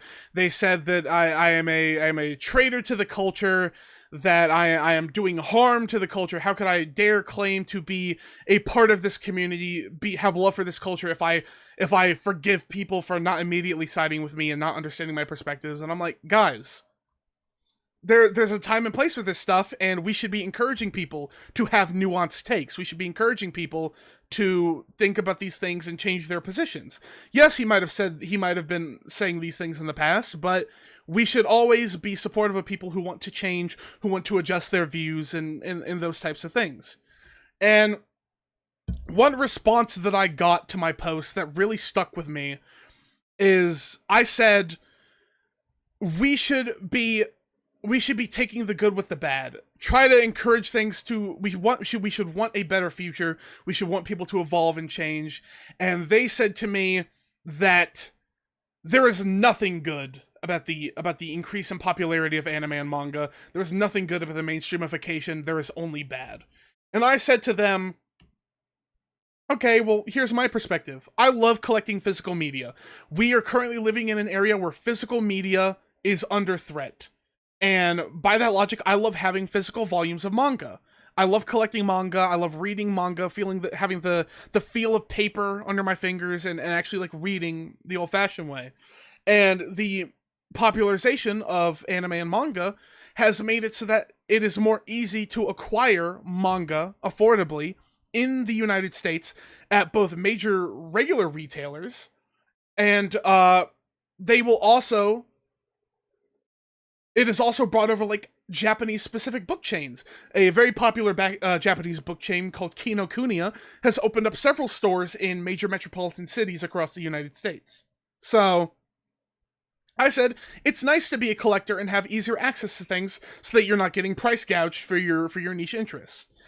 And, I feel like my sentiment was very personally based, but I feel like this kind of way that they ended the article really, really highlights that. This little bit she said here, where she's like, where she says, just to reiterate this part here, Miyamura says that she is happy and grateful for the fact that anime culture has become more widely accepted because she is the people that she works with and herself, she is allowed to be open and love and express her love for the otaku culture, doesn't feel out of place in like the public sphere. And I think that's a facet that people have also not considered, that a lot of the voice actors, a lot of the creators are also otaku and nerds themselves. And the increased popularity also gives them a safe place to create and to contribute to the culture in a way that does not make them feel like outsiders, make them feel unloved or unappreciated. There are certainly negatives to the mainstreamification of anime as it pertains to the Western sphere and the way that people are treated and bullied, and we've talked about that at length here on the channel. But you got to take the good with the bad, and there are genuine positives to these things being more socially acceptable and the culture being more respected. And I'm glad that we were able to wrap up this article on a positive note, and I'm happy that she is able to exist in the sphere and move past the way that she was treated back in the 90s. Let me scroll down here, see if there's any good comments worth looking at. There's only 3 comments on this one, so. Rockstock says, meeting her was one of the joys of my life, really there for her fans. I have not had the pleasure of meeting her. Unfortunately, most Japanese seiyuu do not come to the average anime convention, of which I have been to many. They are primarily reserved for the biggest of the big, mainly Anime Expo, which I have not yet had the privilege of attending, but I really hope to one day, and hopefully I can meet some of the Japanese voice actresses and actors who have really formulated my identity as an otaku. Buddy says, was otaku culture is still looked down on? I don't know if Buddy is in the West or where his perspective is coming from. It's definitely still looked down on in Japan as well. That's why you get the caricatures coming up in anime.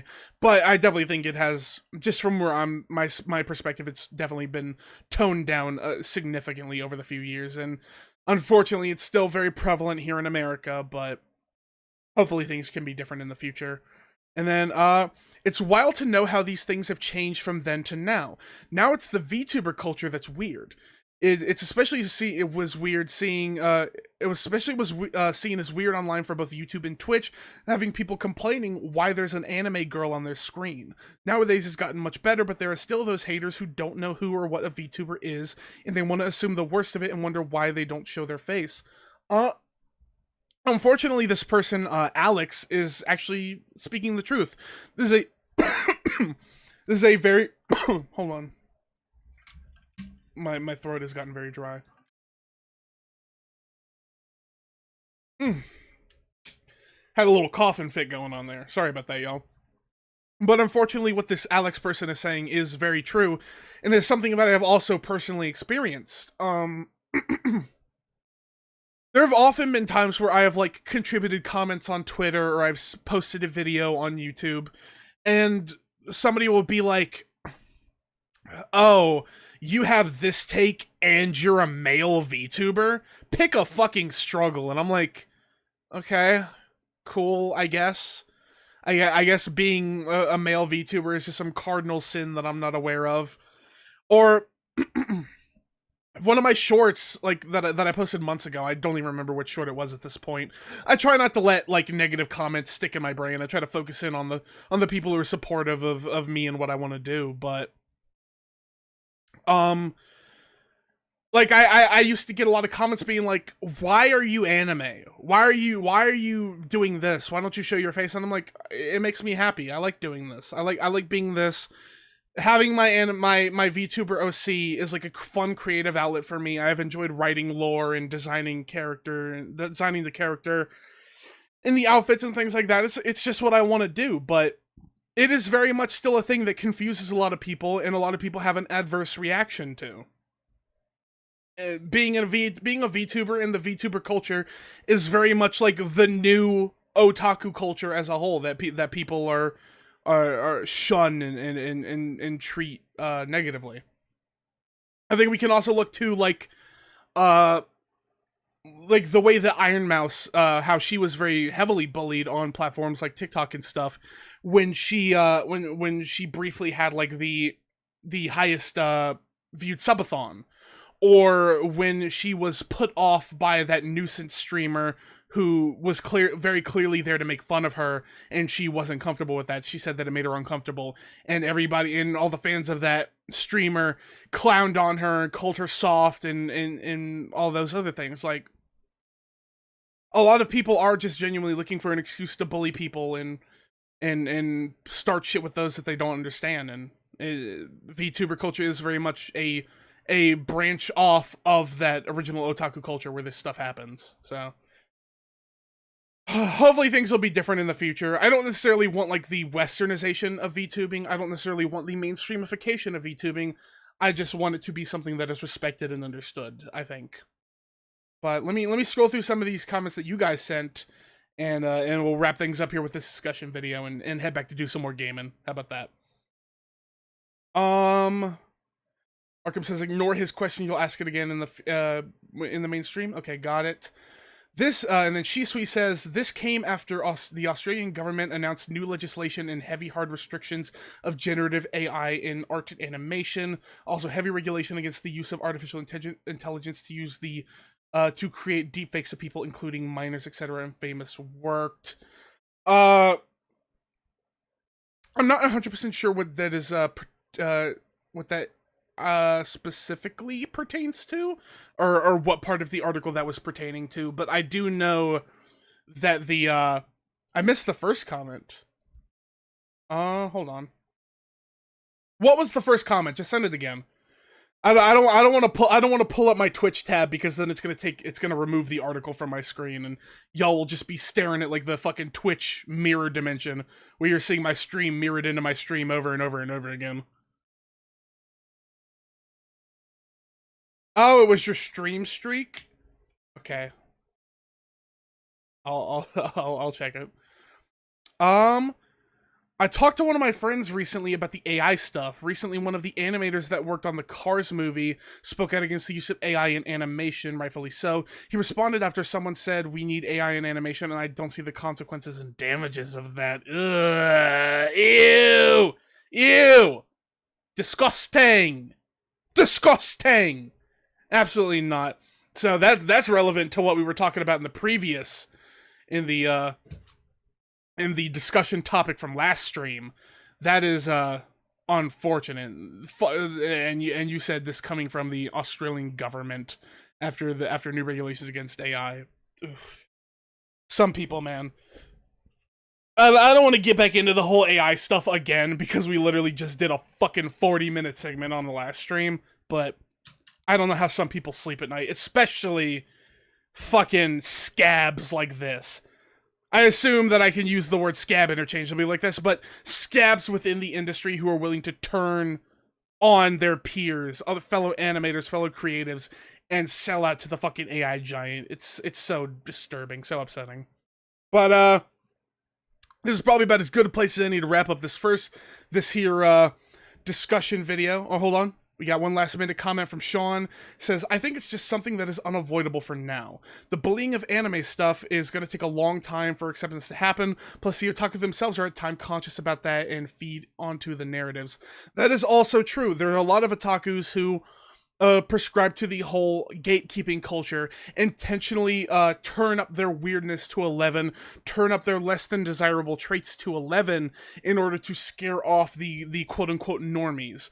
And from some veins, I can understand that perspective, because whenever the normie crowd gets involved with something you love, there is undeniably going to be changes. And you see a lot of that from, like, the gacha game community, especially within something like Blue Archive.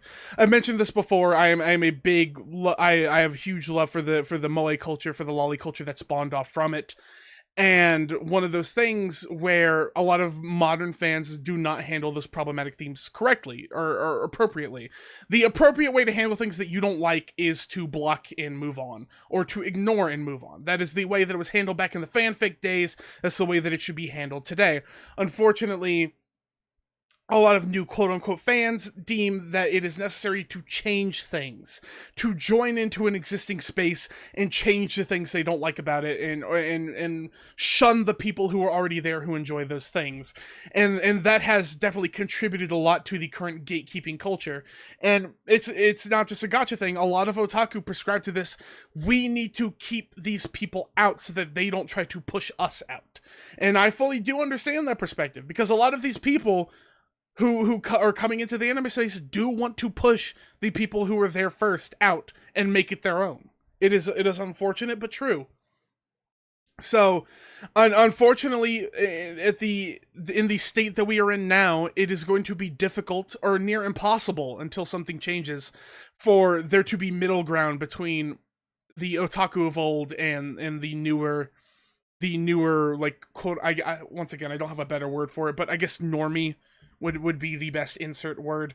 It's going to be hard to find middle ground until the people coming in can learn to leave the people who are already there alone, and to some extent vice versa. But really it is, the whole situation has gotten worse because the people who are already there don't want to be pushed out of a place that they made to feel accepted. The otaku culture created its spaces because they didn't feel accepted by the average crowd, and then for the average crowd to come in and try to push them out is a scary thing. I can understand why people are so scared of that. Did I hear about the Genshin Impact stuff with the one YouTuber talking about stuff with Genshin, saying a lot of wrong stuff, that it also contributes to the argument whether people want to gatekeep a community or not, because while this is happening in otaku, it also happens in other spaces. I understand gatekeeping in a lot of facets. I recently saw a segment from a podcast where they were talking about the whole DreamCon stuff. I spoke about the DreamCon stuff briefly with you before Shisui, where I talked about that one streamer who was going there, who was actively hating on anime and calling it weird and disgusting, and said that they were just there to farm content or whatever else. And there's been a lot of discussion in regards to that creator and the concept of gatekeeping normies out of otaku spaces, and gatekeeping like the average person out of nerd spaces in general, and like how they're not welcome there. And I think there is nuance to it. I understand the gatekeeping perspective, but I also should say this.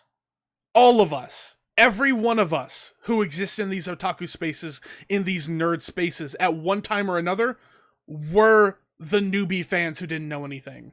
Were the people who didn't know anything about the culture and were getting into it for the first time and needed people to gently guide us onto the right path. Maybe we were weirded out by certain stuff. Maybe we were put off by certain stuff. Maybe we were wrong about certain stuff, but somebody put us onto the right path and taught us to interact with the culture and be better. If we are in gatekeeper mode 24/7 and aren't willing to guide people towards the right path, then it is never going to improve. It is always just going to be it is always going to boil down to the people who are in the culture and the people who are not, and that leaves zero room for people to learn to love the culture. If they are scared away from the very beginning because they weren't already a big enough fan to be accepted in, then we are never going to get new super fans who are on the same level as us, who engage with the culture to the same degree as us. We need to be willing to let our guard down sometimes and properly determine, is this person trying to be dismissive? Is this person trying to be diminutive towards our nerd culture? Or are they just a person who's new here and doesn't really know how things work? We have to determine those things for ourselves. See nuance in the conversation to determine who we should be, like, gatekeeping and who could be somebody that we are friends with down the line. I think that's the problem with a lot of the gatekeeping culture. It's not that they want to gatekeep. In a lot of scenarios, it's understandable to want to gatekeep. But we need to pick and choose our battles. Not every battle is a war that needs to be fought down to the last man where nobody gets in. A lot of people who partake in the moe culture, who partake in the lolly culture, who partake in furry culture, or any other culture that is deemed as like abnormal or whatever else, or degenerate, if you will, were not always part of there. Some of those people hated those things before becoming a proper fan of them. Whether it's because their peers hated it, or they felt that they had to hate it to be accepted by other people, or maybe that they were closeted about the idea, they loved those things and just weren't ready to admit it. You can't push everybody away. You need to be willing to let some people in, otherwise the culture is going to die. It is going to wither and age and die because there was nobody left to carry the culture into the next generation. There's got to be nuance to these things, people. It's not one way or the other. We need to find the middle ground for the benefits of those who might join us someday, and for the benefits of the culture existing well into the future. We need to approach these topics with nuance and understanding. I'm not saying to let people run roughshod on your hobbies, completely drive you into the ground, push you out, but it's not black and white. Things are very rarely black and white. There's always some gray in there. Gotta look for the gray. Anyway, that's about all I got for y'all today with the discussion video. We kind of went a little bit off topic towards the end there. I kind of tangented a little bit, but I hope y'all enjoyed the discussion video. And if you stuck through to the end, please be sure to like and subscribe. I know a lot of y'all watching this right now are not subscribed to the channel, but you enjoyed the video anyway. Well, I would love to see more of you specifically, person who is watching this who is not subscribed. I would love to hear your comments, hear your responses, interact with you directly. This could be you in the live chat with Shisui and Sean and all the gang, talking to us, engaging in the discussion. It's not enough for me to talk at you. I want you to talk back to me. So be sure to like and subscribe if you enjoyed the video. And be sure to check out my live streams too. If you're a fan of live streams, we go live on both Twitch and YouTube. That is SugarBearVT on both Twitch and YouTube. I would love to see you there. And hopefully I'll see you for the next discussion video. So yeah, I'm bad at outros. Peace. Okay. That's about all of that I got in me. It's almost 3 o'clock and we haven't even got back to the gaming yet. Fuck! Oh no, bro! Hold on, I'm getting a text. Hold on.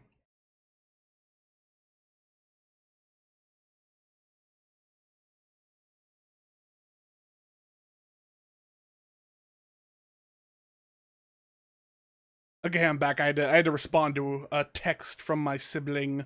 They were asking me something important. Okay. I think I threw off my tracking a little bit. There we go. There we go. Back in action. SugarBearVT back in action. Looney Tunes and all.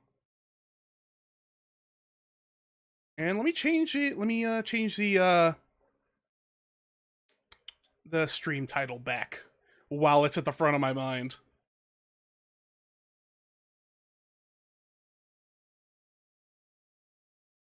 Anyway, how did y'all enjoy the discussion topic for today? Were y'all vibing? Y'all having a good time? Enjoying the stream? It's important to me, you know. My efforts to increase the length of the streams is because y'all have been asking for it, so hopefully y'all are enjoying the new structure that we've got going here for the stream. Very engaging since you're awake. Well, I'm glad that you are engaged, Sean. So, let's get back into some Little Witch Nobeta, because we also still have a reaction video we gotta do at the end of all this. You gotta log back in. Cannot fuff about. There's no time to waste, Boy Wonder.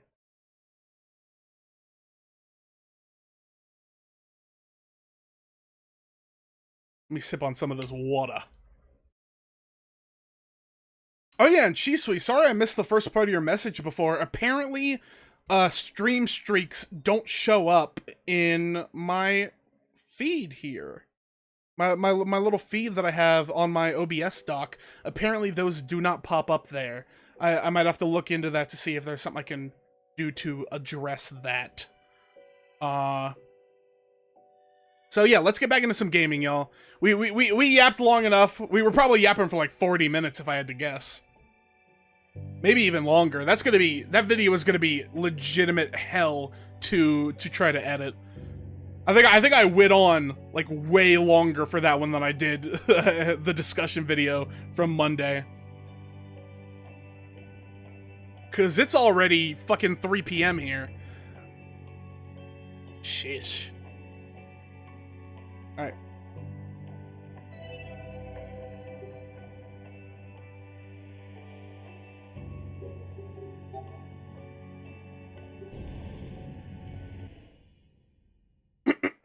Excuse me.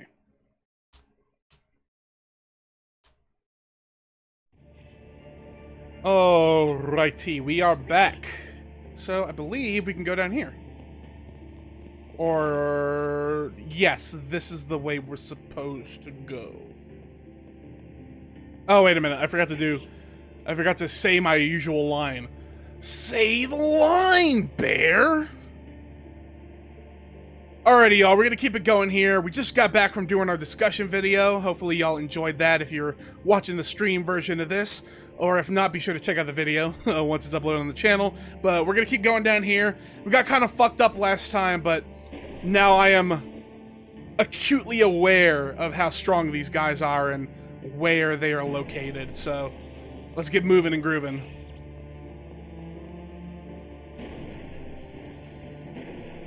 Picking these guys off one by one. They ain't catching me lacking this time.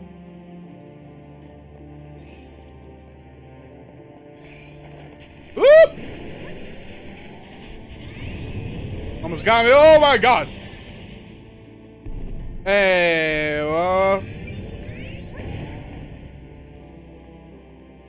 there we go. Almost got me. Hey, they didn't hit me though. We're still locked in. Anything hidden over here? Nope.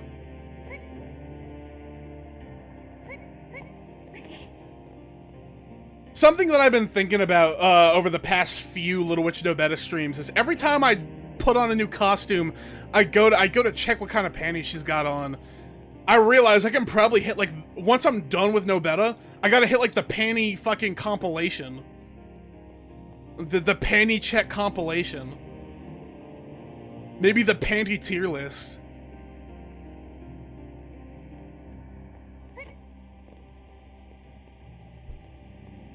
In order to do a tier list properly, I would also need to get the other DLC, so... We'll see.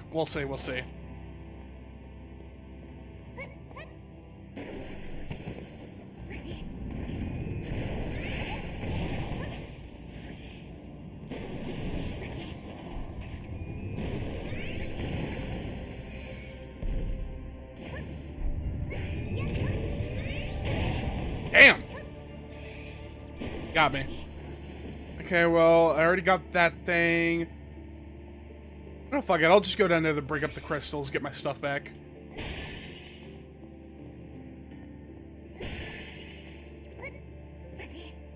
By the way, Arkham, if you're still in the YouTube chat, don't forget to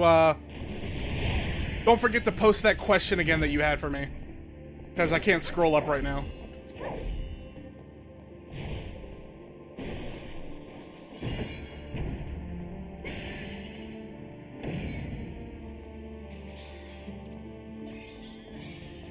I know it was another Pokemon question. I caught that when I scrolled past it, but I didn't read it since you told me not to worry about it.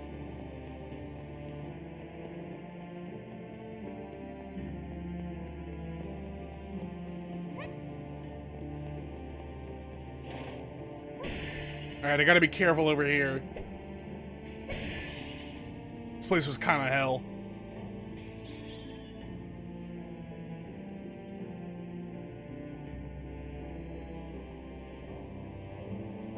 I'm pretty excited about the trailer reaction that we're going to be doing at the end of stream today, though. I am very excited about this Clayface movie, so... and this is the first full one. I think the last thing that they posted was a teaser trailer, and that was also before I started doing reactions on the channel. That was many months ago, so... This will be the first time I actually get to look at something new Clayface related on the channel. Very exciting stuff. Huh? I can sneak down this way, I remember. I don't have to drop in from above, I can drop in from down here, pick off some of the easy ones, and then go back over there to get the higher ones that are higher up. Oh, and this chest. I forgot about the chest.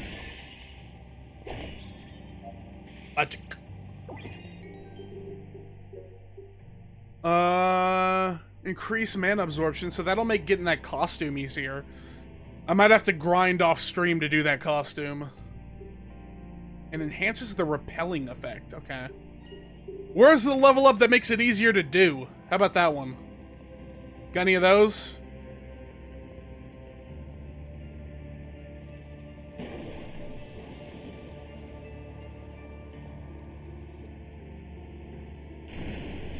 Okay, can't fire through there. Good to know.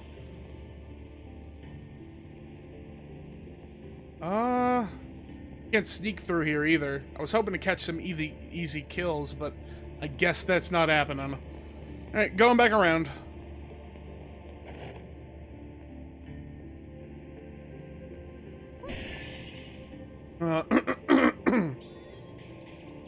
Do you think the Pokemon series Horizons is a trash Pokemon show since it doesn't have the same shine compared to Ash Ketchum era of the Pokemon series journey? I wouldn't say that it's trash. I don't really know enough about it to comment on something like that. I haven't watched it.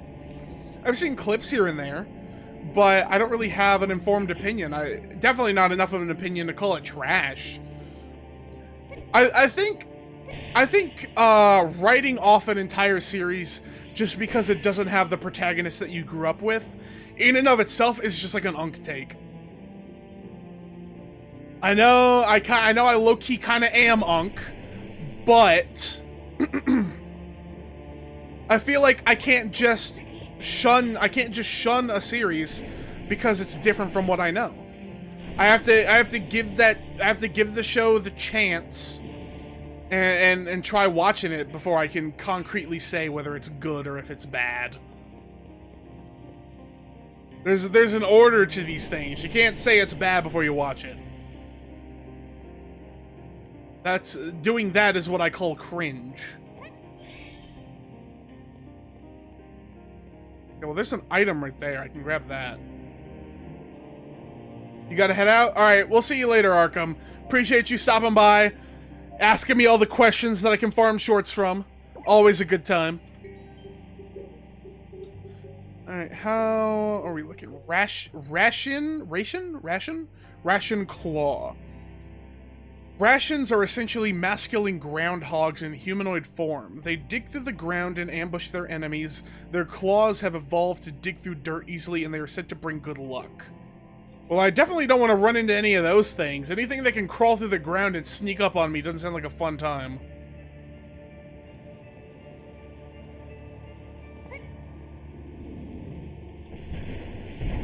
And I got jumped again. Oh no! No! That fucking sucks. That sucks so fucking bad, dude. What the fuck? I got trapped between the wall and the fire, and I couldn't escape it because of the damage. I couldn't back up. I couldn't dodge. That is so fucked. I cannot believe that just happened. What the fuck, dude? Somebody ought to clip that. That's actual bullshit. I cannot believe that actually just happened. Fuck it. I'll take another health crystal. What a load of shit.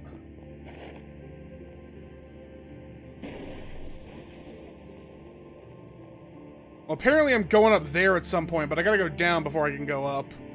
Or technically I don't have to, but I think they really want me to head over there. At the very least, there's like an item or something waiting for me once I get through that fire. Or maybe I can't get through the fire until I do whatever's up there. Maybe I'm going down there for nothing? Maybe it's just bait. Am I being baited?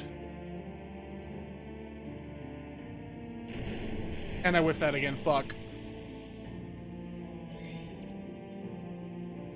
Hold on, I'm getting texted again. This better be important.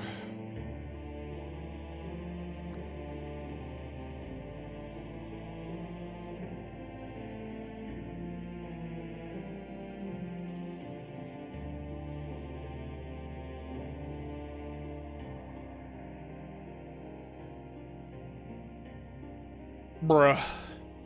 It was not anything important. She was texting me to ask if I was done streaming. Motherfucker. Siblings. And she has texted me again, I swear to God.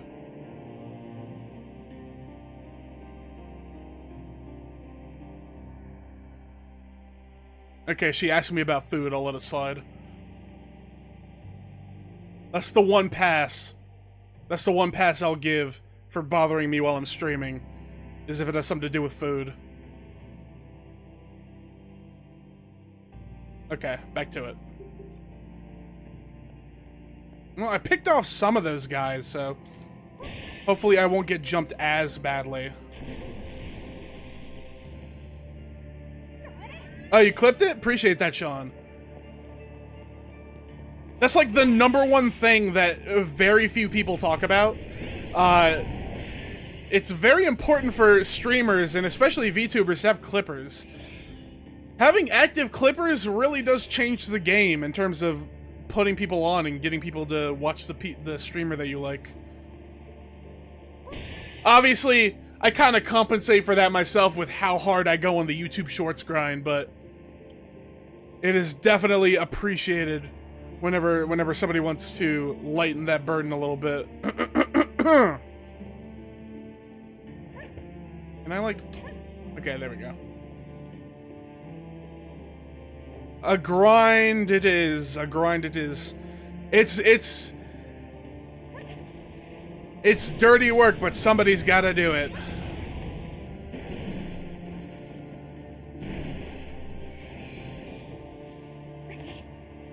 Gibby says a solid 95% of the VTuber content I consume is clips. This is true. This is true of a lot of people too. Excuse me. A lot of people subsist. They're off of clips alone for their VTuber content.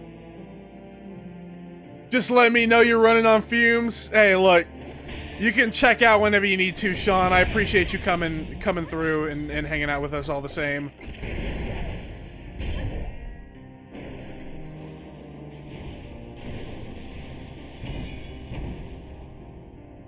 If you don't make it to the reaction video, you can just lock in and watch it once I upload it to the channel. It doesn't make too much of a difference. That's the reaction video segment at the end of the stream is not as much of a chat interaction kind of thing as the discussion is. Making it through the discussion and part of the follow-up gaming is more than plenty, especially with our time zones being so different. So, no need, don't feel bad about it or anything. I busted your balls a little bit the first time, but I know what the deal is.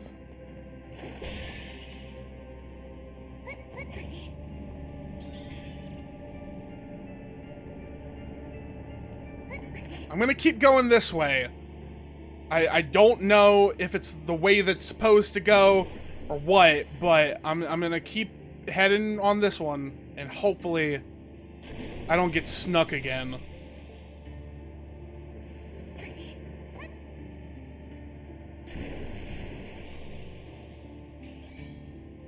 Stick your head back up. Come on. There you go.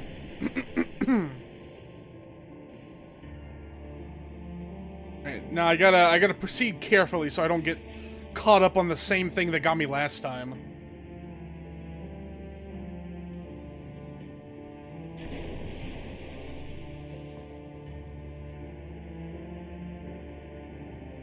Okay, that one can't sneak me now. There's that dude down there. And I don't see any other ones. But I can't pass through that. So, okay, no. They want me to go over this way. Okay. That's all the indication that I needed. They want me to go over this way. Actually, while I'm here, let me grab a thumbnail.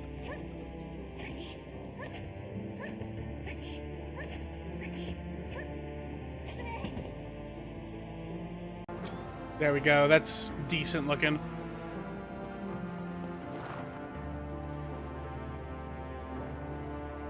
Sniped. Okay, I guess we're heading down this way now. Let me approach carefully. This seems like the type of area where an enemy would spawn on top of you. My poor throat is unfortunately still pretty ravaged after the last discussion segment, and now I have further gone on ranting in this one. I'm gonna need some recovery time over the weekend. Luckily, next week is a 2-stream week, so I won't have to do it 3 times, only twice.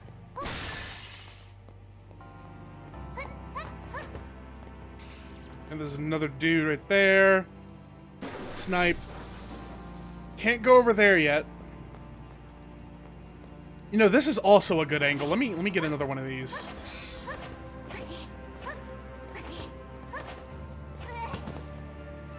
Love a good thumbnail angle. Alright, let's move.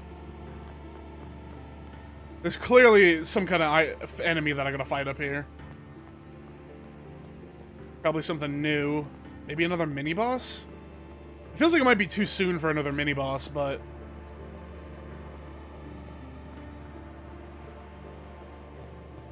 this is clearly something.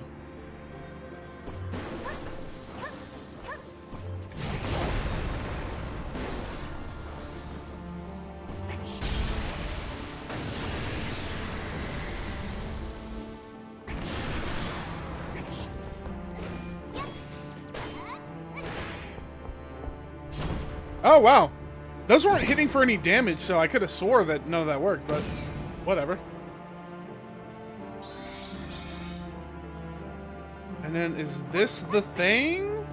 I either gotta blast through this with lightning, or it's the type of barrier that the arcane can fire through. I'm gonna try lightning first.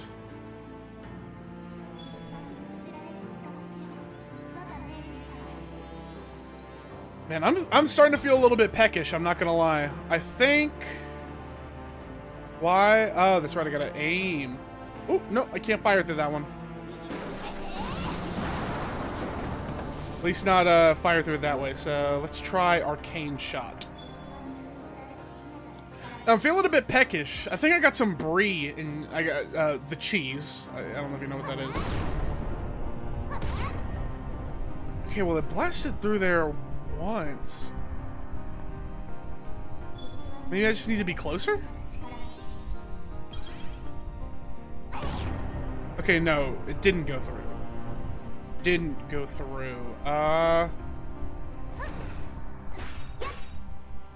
So... okay. Let's see here. Maybe... I saw that the regeneration on this thing is pretty slow. Maybe if I... okay, wrong crystal, my bad. Maybe if I have full mana, charge up once, maybe I'll have enough to hit it for another?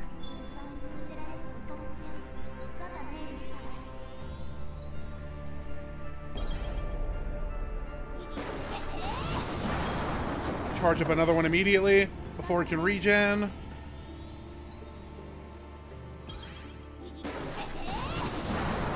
Okay, close. Hit a mana crystal. Lock in before it regens. Come on. Faster, faster, faster, faster, faster. There we go. I don't know if that's how I was supposed to do it, but that's how I did it. Okay. Is that an elevator? Hidden elevator? Well, I'm all out of crystals, so hopefully I don't run into any bullshit. Let me not go over the edge into the fucking abyss.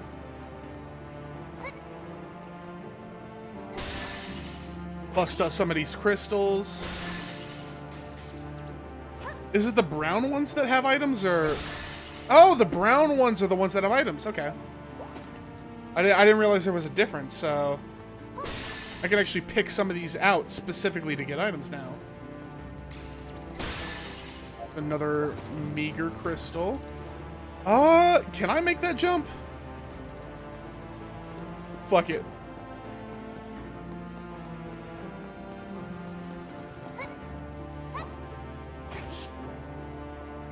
Yep, Nobeta got hops. White girl can, in fact, jump. I guess Asian girl? No, this is European inspired, so yeah, white girl. Do I want to teleport? Shit, I guess. I can't go through the fire yet. I haven't... Oh, no, wait, I could have gone through the fire. I could have gone through the fire. I just realized I have fire resistance when I coat myself in ice magic. Where am I? Take me back. I completely forgot coating myself with ice magic gives me fire resistance. What the fuck is wrong with me? Has it really been that long since I've used that skill that I forgot? And now I've accidentally respawned all the guys that I fought previously because I had to fucking teleport. Whatever. Whatever. Not gonna dwell on it. Just gonna fight these guys real quick and head over there. Oh no, I don't have to refight them. Cool. That works out beautifully for me.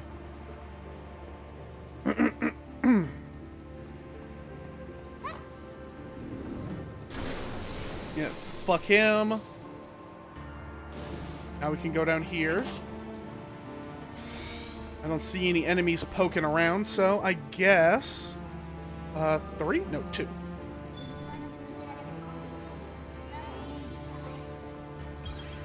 Okay.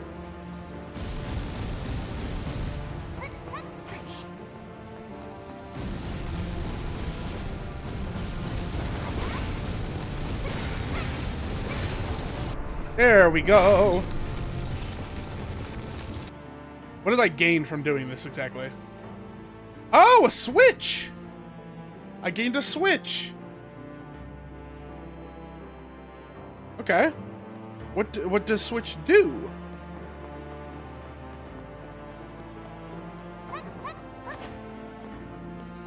I can't get back up over here, so I guess we're going around this way.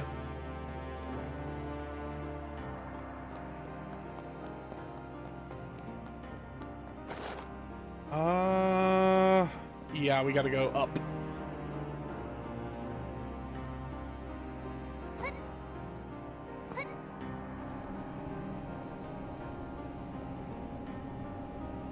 And over here.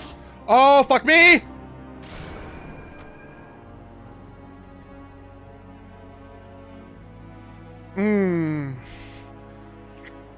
Right.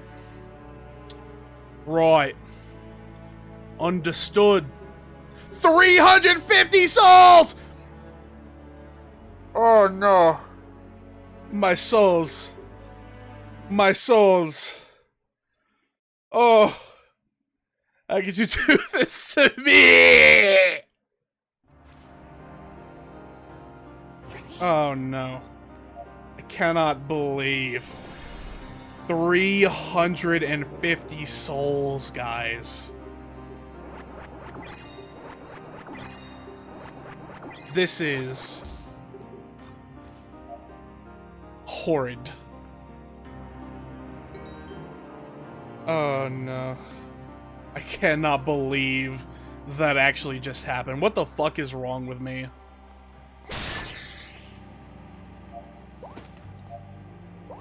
That was such an easy thing to not do, too. And now I gotta fight everybody! Again! Oh, fuck, wrong magic. And he's on my ass.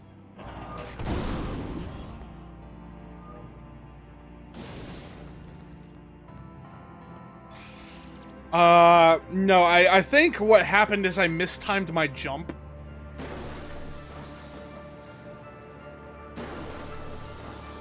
I think I mistimed my jump, and then I had to dodge to try to compensate, and I dodged into the wrong direction.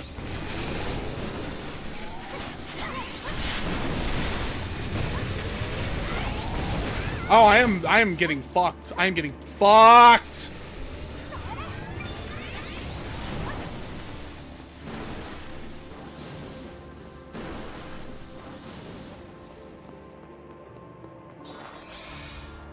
Oh yeah, they're fatal, all right.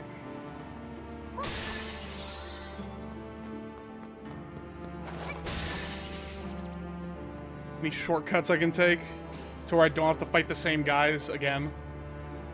Nope, guess not.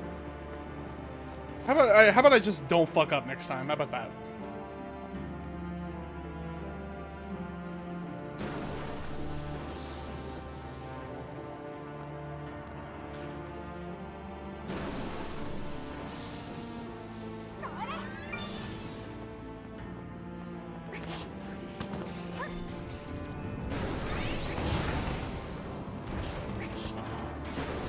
Oh, and he dodged my fucking attack.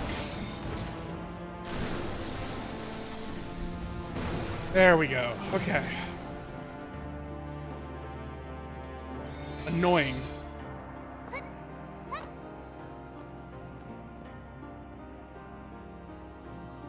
There's no better advice than that. Okay, that one's pretty good. That one's pretty good. I can't hate on that one. Yeah, I mistimed my dismount from the pad.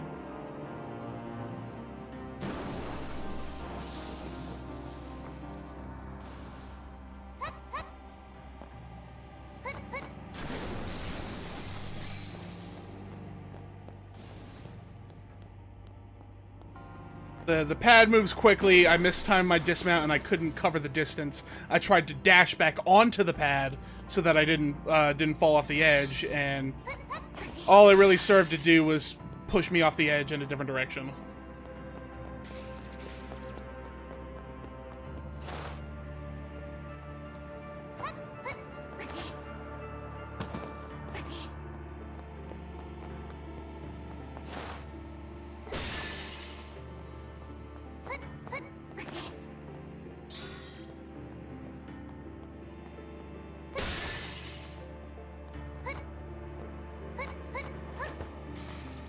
Okay, come on. Finally, I can see what this lever does. Or I can't. I can't see what this lever does. Lever does nothing for me. Okay, cool. Love it! I love dying, retracing my steps, and achieving nothing. Actually, super cool. Super cool thing that I love to do. Super cool thing for super cool guys.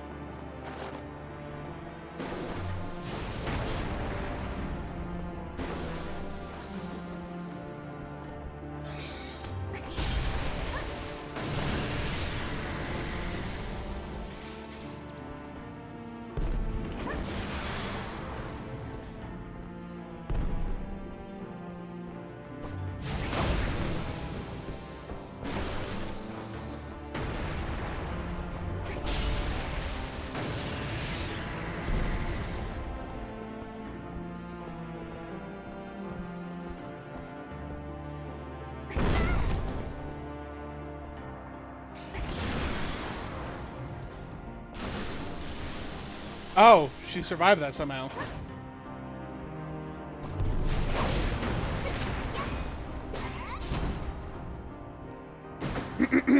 Okay.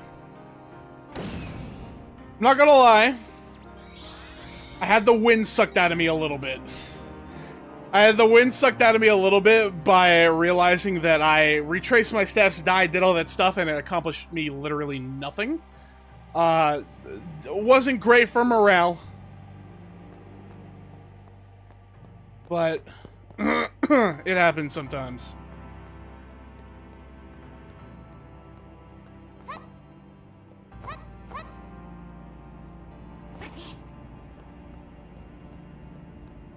Alright, now we teleport.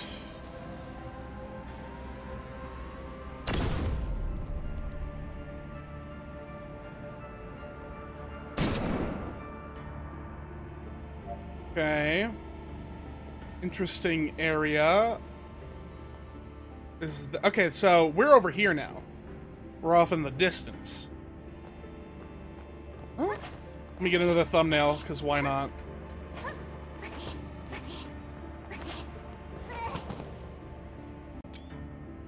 Not bad, not bad. I'll probably find something better a little bit up the ways. Sniped. There's a chest over there. I don't think I can get to that from here.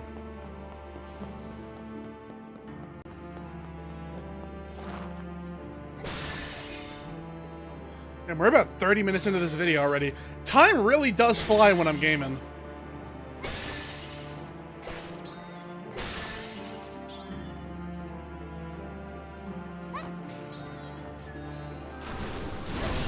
Okay, I got...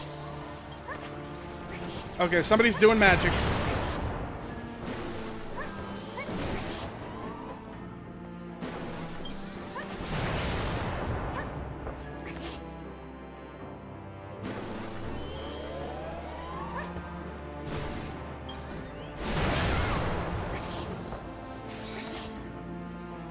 Somebody was doing some crazy shit. I don't know who's doing what.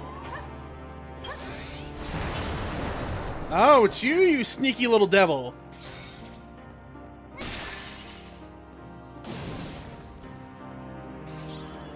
I should probably use this health crystal. If I get caught by a nasty attack, I'm just gonna die instantly otherwise. Okay.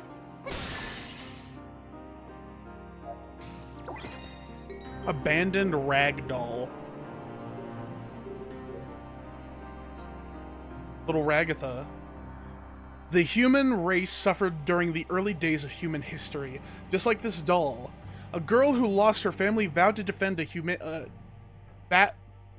girl who lost her family vowed to defend of humanity and slay the fucking old speak, ancient ass speak, and slay the demi-humans. Not long after the rise of the church, her wish was granted. Okay. Congratulations, Ragdoll.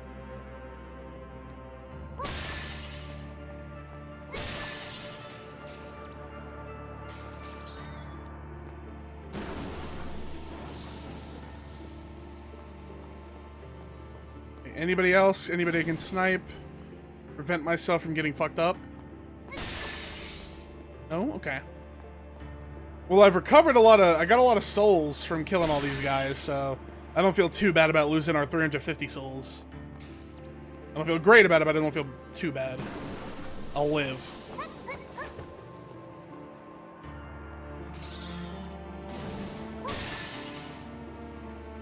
This whole area has, like, major, Dark Souls 3 starting area vibes.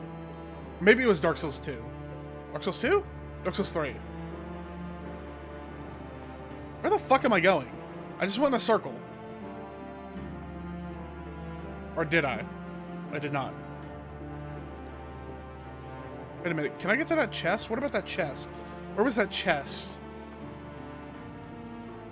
The chest I saw from the start. Okay, I have no idea where I am. I'm gonna stop trying to figure things out.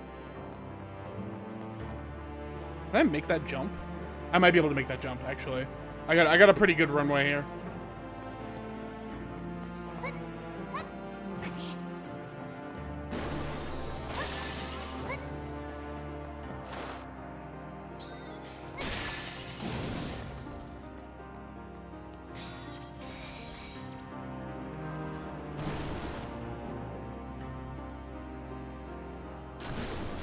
Okay, got that one. Wherever I'm going feels pretty intense, I'm not gonna lie. A lot of these sniper dealies that I'm not particularly a fan of. I hope I'm not walking into something crazy.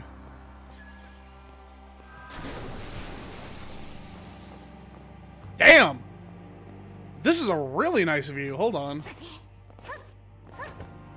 I need a thumbnail.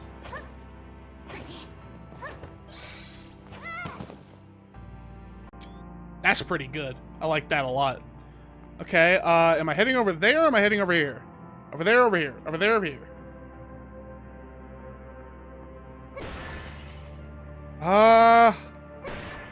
Over. If I go over there, I'm gonna have to jump down, but... surely there's some, like, hidden thing over here. Ooh, almost went over the edge. Okay, I greatly misjudged the distance between these floating platforms.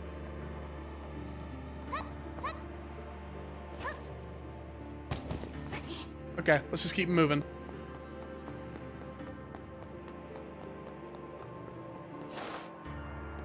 Move with caution.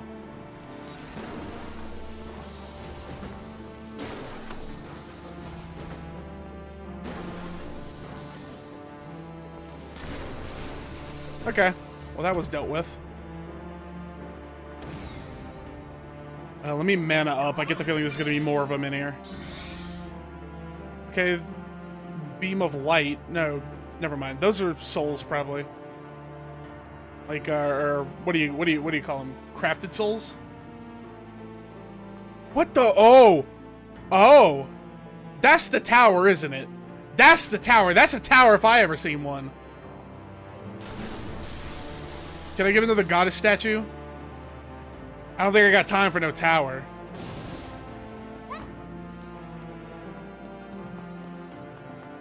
Yeah, this got tower vibes written all over it.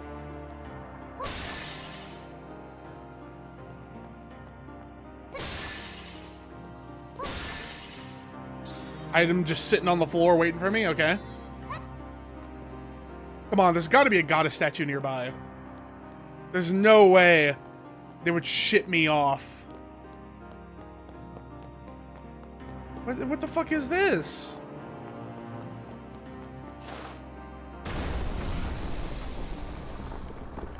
Okay, well, climbable up area, so... oh, my chest! I almost forgot about my chest.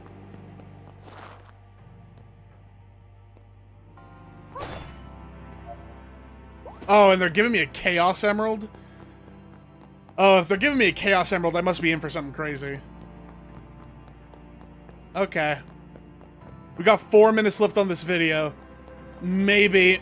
maybe we just hit one little try of the tower. Unless I have a goddess statue. If I had a goddess statue, I'm calling it. Goddess statue, we're calling it. Maybe one try. One try probably couldn't hurt. A little good try. Blood-stained key. The church established structures such as castles to protect human settlements from invaders. The Beast Witch uses her servants to raid these castles. In the night, though well guarded, the servants always find a way in. Okay. Either Beast Witch is propaganda for, and I'm the Beast Witch, me, Nobeta, or like Monica was the Beast Witch, and it's more beast person racism. I'm gonna wager a guess and say that it's more beast person racism.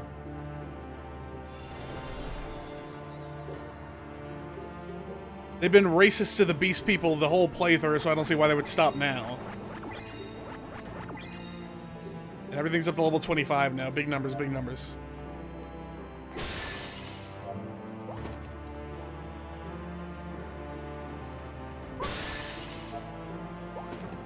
Come on, I need at least one more health crystal. There we go. Okay. At the very least, I'll see what this cutscene is.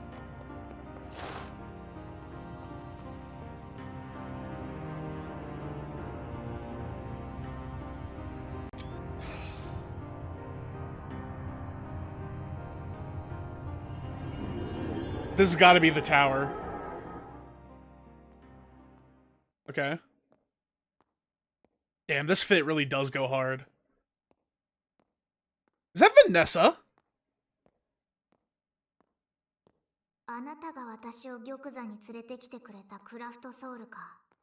Oh, yeah, it's okay. Second Vanessa boss fight.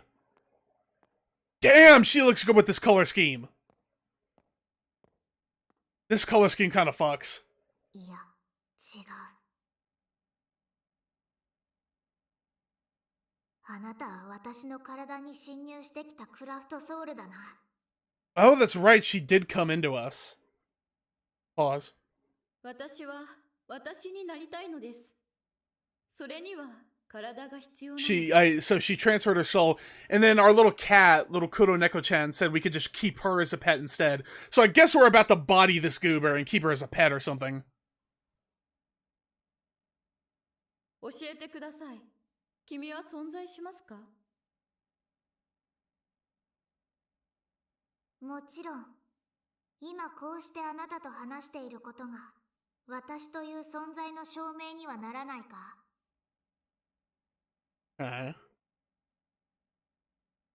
いえ、それだけでは足りません。また、必要とされることこそが私にとっての存在意義なのです。Okay, that sounds like a you kind of thing. Like you're kind of putting that onto me right now and making it my problem when I feel like a therapy session could probably like really help with this issue that you're experiencing right now. But I don't think I have the qualifications to fix whatever this is. 他人に認められる必要はない。 Yes, that.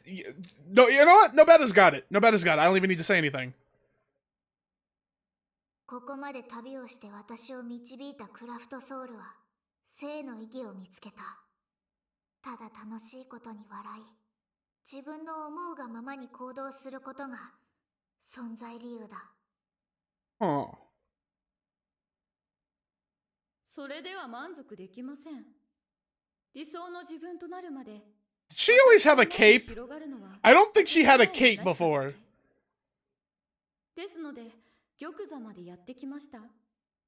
しかし、すぐに分かったのです。Another screenshot from gotta make the thumbnail process easier on myself. You guys know how it is. 玉座の他に足りないもう一つの必要なものが。Is that to kill me? And here comes the sword. Oh!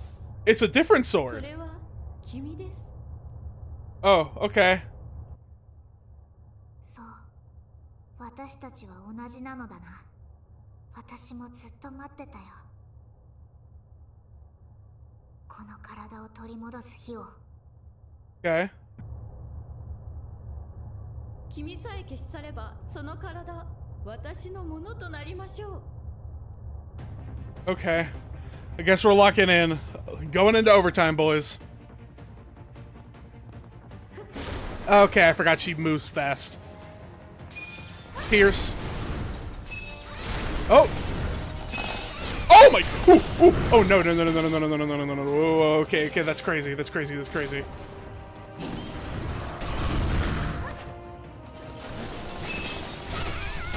Oh, this is like a whole different ball game. This is what I've whiffed every single one. Please ignore this.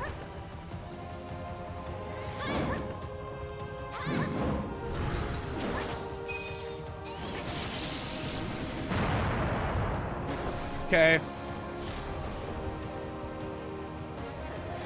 I have some idea of what I'm up against now, but this is like a vastly more difficult boss fight than the last one.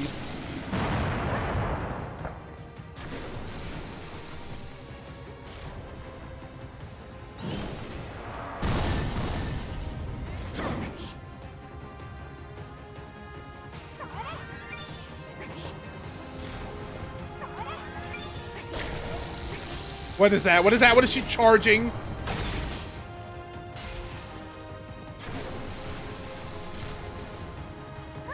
You're passing out soon? Well, the video's probably ending soon. I doubt that I win this boss fight on my first try. It seems very unlikely.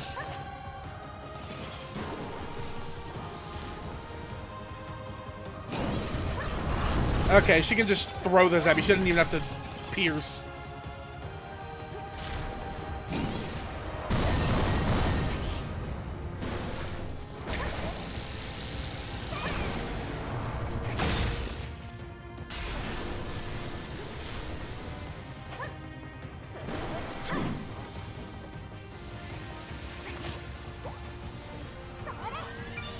Hold on, I'm like super locked in right now. Maybe I win?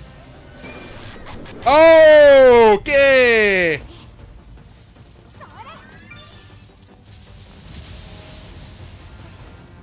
Oh, what the fuck? She shadow stepped. When did you gain lightning powers? You didn't have lightning powers last time. Oh no! Guess we're Chaos Emeralding. What did that even do?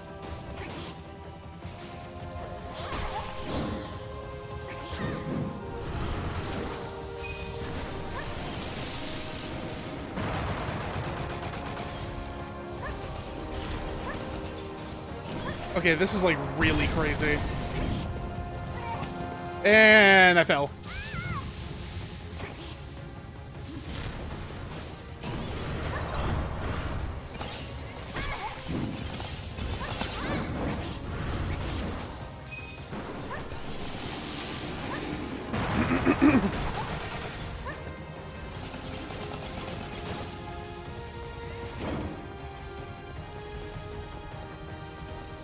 Damn, my mana recovery is so fucking slow these days.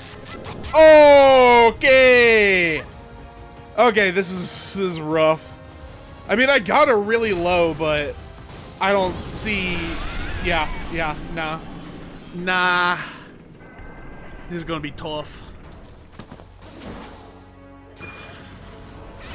This is gonna be tough. Yeah, kinda. Kinda. You had me on the defensive for pretty much that whole thing, so I can't even deny that. Okay. Yeah, next stream's gonna be absolutely fucking bonkers. The next Nobeta stream is gonna be ridiculous. You know, I thought it was oddly suspicious how well we managed to handle Vanessa during the actual battle for the throne, but I guess that's because Vanessa had some crazy shit up her sleeve. A whole different fit, a whole different color scheme, different sword, extra powers, she's faster now, doing some fucking anime shit, shadow stepping, fighting like fucking Cavendish from One Piece. So...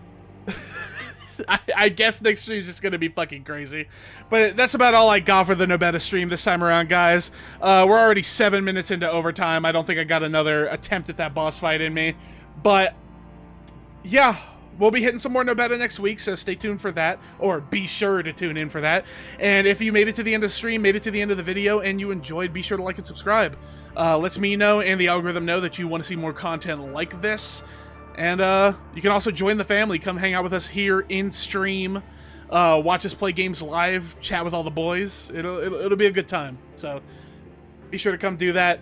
And I'll see you for the next one. Peace, peace. Okay. Let me grab another thumbnail. I want this wicked ass tower thumbnail. This shit hard.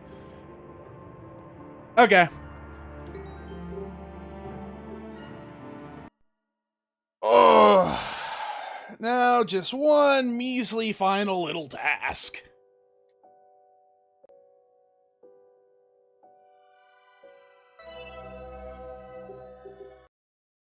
One teensy weensy wee little tiny little task.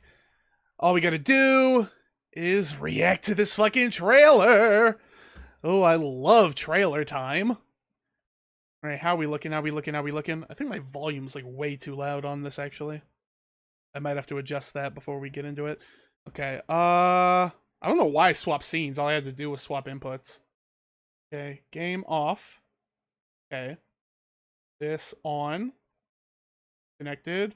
How am I looking? Should I be on the other side? Size-wise, how am I looking? Am I too big? Should I be on the other side? What do you guys think? Thoughts? Thoughts and opinions, chat.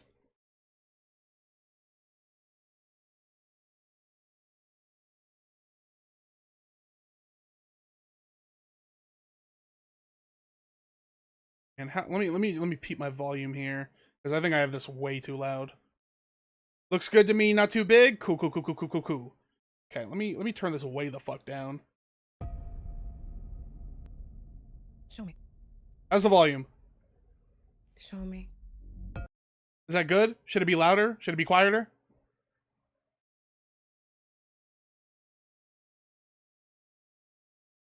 Kind of low? Okay. How's this? Show me. Show me.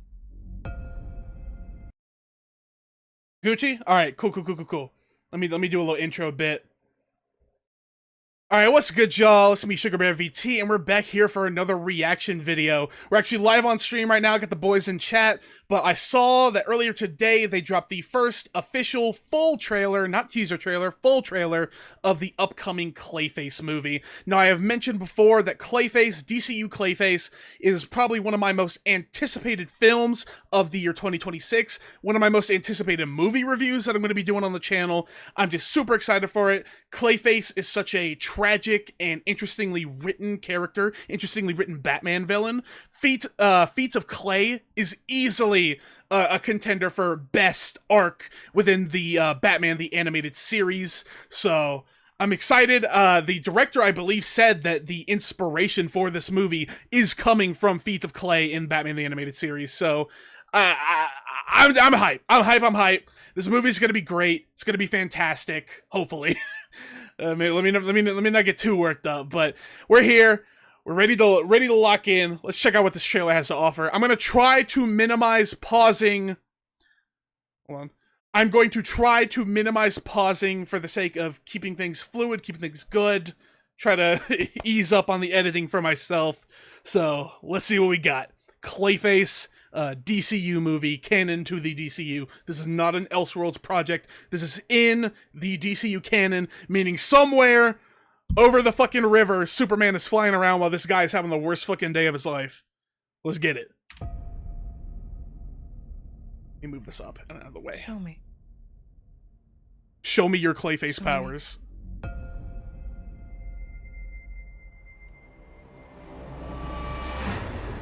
Oh, okay, showing him the scars. Okay. What do you want, Mr. I like this sort of Phantom of the Opera kind of vibe with the mask. I know you. You're famous. Yeah, Matt Hagen. It's a tragedy what they did to him. Boo. Hold on, I know I said I wouldn't pause, but I feel like I should clarify. So this Clayface that is in this movie, I know there's been a lot of discussion about who this Clayface is. This Clayface is Matt Hagen, and he is borrowing, I believe, from the Basil Karlo version of Clayface character. Basil Karlo Clayface is an actor who was disfigured. Matt Hagen does not have the same origin in the comics, I believe, but in the Batman the Animated Series, also used Matt Hagen and borrowed from the Basil Karlo rendition of Clayface. That is why this movie that is inspired by Batman the Animated Series is also using the Matt Hagen character with the Basil Karlo origin. So I just wanted to get that out there. This is all confirmed 100% by the DCU crew, so no more wondering, no more questioning. This is the same Clayface that appeared in Creature Commandos, the one who was talking about lesbians on Themyscira and stuff, playing Xbox. This is the same Clayface. Apparently he's got some arcs he's got to go through before he reaches Xbox lesbian Clayface. Oh, damn. I'd like to volunteer for human trials. Okay. This isn't cosmetic surgery. That's a good effect. I like that. Even if you Very kill someone, symbiote-ish. I'll be better off than I am now. Okay. Oh, that looks really good. That looks gnarly. Yo, this is good. Okay. I'm already fucking with this. I feel great, actually. I have no idea what side effects you'll have. Or how to treat them. I just gotta know. Ooh. That's actually a really cool effect too, with the with the kind of webbing almost over the eyes. This is good. Oh no! Oh no, please! Oh, that's so gross. What's happening to me? If you're harboring Okay. feelings of anger, Okay, you this need is to let them good. go. You wanna know how Any I feel? doubts I had immediately dispelled. This looks fucking fantastic. Me. The justice system failed me. Ooh. They stole my career, my money, my life. Ooh. I'm a monster. Oh! Oh, dude, that looks even crazier than it did in the first trailer. There's no way. I know everybody was asking and like wondering, like, are we gonna see Clayface as we know him in the comments or in the comics as this big hulking mud monster? I feel like we gotta get there at some point in this movie. There's no way they do not show us like big monster Clayface by the end of this, because it seems like it has these themes of like Matt Hagen and how he views himself. He views himself as the disfigured monster, so his body reflects his state of mind as being like, I am the monster, so he becomes the monster. By the end of this, there's no way he doesn't see himself as like the big hulking Batman villain that we know him to be. I doubt we see Batman in this movie, but there's this one really cool fan film that I saw forever ago, or even you can think back to the scene in Creature Commandos with the Dr. Phosphorus backstory, where, like, we get to see Batman as, like, this horror entity. He shows up, he is stalking you like a creature of the night, and there's nothing you can do to get away from him. I think if the final act of this movie just had Batman be the antagonist, Batman be the monster that's hunting down this poor disfigured man who's not meaning to do these things, who's not meaning to hurt people, he just can't control himself, but Batman is like on his ass, he's running him down, and then he becomes the monster, kind of like how like Feet of Clay ended up by the end of the two-parter, where he becomes Clayface, is like, actually I like being the villain, Batman, fuck you, and then they really hash it out and fight. I think that would be so good. I doubt we get that. That's probably just wishful thinking, but oh, I'm so hyped for this movie, man. Oh, it did the reverse this time. In the first trailer, it was him wiping it down. This time, he's fixing it up. Ooh. Oh, dude, we're so getting it. We're so fucking getting I have it. no idea who you are. Yes! Yeah! Oh my god, it's gonna be so fucking good. Hold on. This movie's gonna be so good, y'all. Oh. Everybody who was like, the DCU is cooked. The DCU is cooked. Supergirl flopped. They're never gonna recover from this. Nah, y'all can eat shit, because Clayface is about to be so fucking good. Oh my god, I gotta get the frame by frame. Let me see this thing. Oh yeah, and he's big. He's big, bro. Oh, I'm so ready. I'm so ready for this fucking movie. This thing is legitimately going to be so gas. This might end up being my favorite movie of the year. It's got some stiff competition, because Backrooms was fucking cooking something crazy. Once again, hitting the quick little shilling. If you haven't seen my Backrooms movie review yet, that's up on the channel, youtube.com/@SugarBearVT. If you're watching this live or you're watching back the VOD, I have a playlist for all my movie reviews on the channel. Just go to the playlist tab. It's got some tough competition. I won't hold you. It's got some tough competition, because Backrooms was a near perfect movie in my eyes. I fucking love the Backrooms. I love Kane's Backrooms series specifically. So that movie was hitting on all cylinders, I believe is the phrasing. But this has the potential to be my favorite movie of the year, be one of my favorite DC movies of all time, and possibly even be one of my favorite Batman movies, even if we're stretching the definition, one of my favorite Batman movies of all time. Is there anything else I want to see from this trailer? Let's go back through. There was one thing. Let me see the scene in the tub again, because I was talking about that. With the scissors, it's so fucking crazy. Want to see from the tub onward. Yeah, look, because his whole lower half is being like in the mud. He's in the fucking sauce. He's lost in the mud sauce, and they're hitting the reverse of what they did last time. In the teaser trailer, it was him wiping his face down and making it mud. This time it's him fixing himself up, like he's like, damn, all right, I gotta lock in, fix my face. This is so good. So good, so good, so good. What the fuck is that? What's behind him? Is there some other fucking mud monster? We doing some mud pack shit? Is that what they call them? From the comics, the villain group of clay faces, they were called the Mud Pack, I think. Are we doing some Mud Pack villain shit? Like Matt Hagen, our Clayface, is getting fucked up by some other clay faces? I don't know. I don't know what else could it be. That shot. This is so good. The fucking up his face with the punch is so good. It reminds me of those videos you see on TikTok of like the meditation classes in Asia where you make a clay bust of like your mortal enemy and then you just like unleash hell on the bust to like vent your rage. It's kind of like that vibe. So good. So good. The effect, it's so good. This shot right here, I'm going back. This shot reminds me a lot of Jerome Valeska, the Joker from the Gotham television series. I don't know why, because it's just a scarred up face. It's not like it actually looks too much like him. It just kind of gives me a similar vibe, like the way it's shot, the look on his face, the scarring. It reminds me a lot of Jerome from Gotham. I gotta hit a Gotham rewatch at some point. I like Gotham a lot. Gotham was a fun show. I have no idea who you are. Yeah. Shit's getting crazy, y'all. Shit's getting crazy. This movie is gonna be a fucking banger. Let me roll this back a little bit while I hit this outro. All right, that's about all I got for this reaction, bro. Like, what else can you say? I'm super fucking hyped for this movie. One of my most anticipated films of the year. I'm a big DC fan, love DC Comics, love the Batman mythos. The Batman Rogues Gallery is an all-time favorite.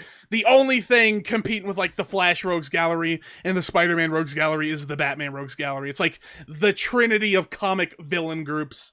So this is a big one. I know a lot of people were like, why would James Gunn greenlight a film like this as like an early installation into the DCU? But you gotta remember, he's like, there were no plans for this movie. Buddy Man came in, showed me the script, and I'm like, we gotta do this. So clearly, this movie is about to be an Omega level banger, an nth level banger. So I'm just hyped. I'm just ready. The shit's tough. What was this come out? October? I think it's an October release. October? Yeah, October 23rd. Fuck. I wish I had the willpower that some reactor channels have, you know? How some reaction channels, especially the group ones, will have people just sit out and not see a movie in theater so that they can react to it on the channel.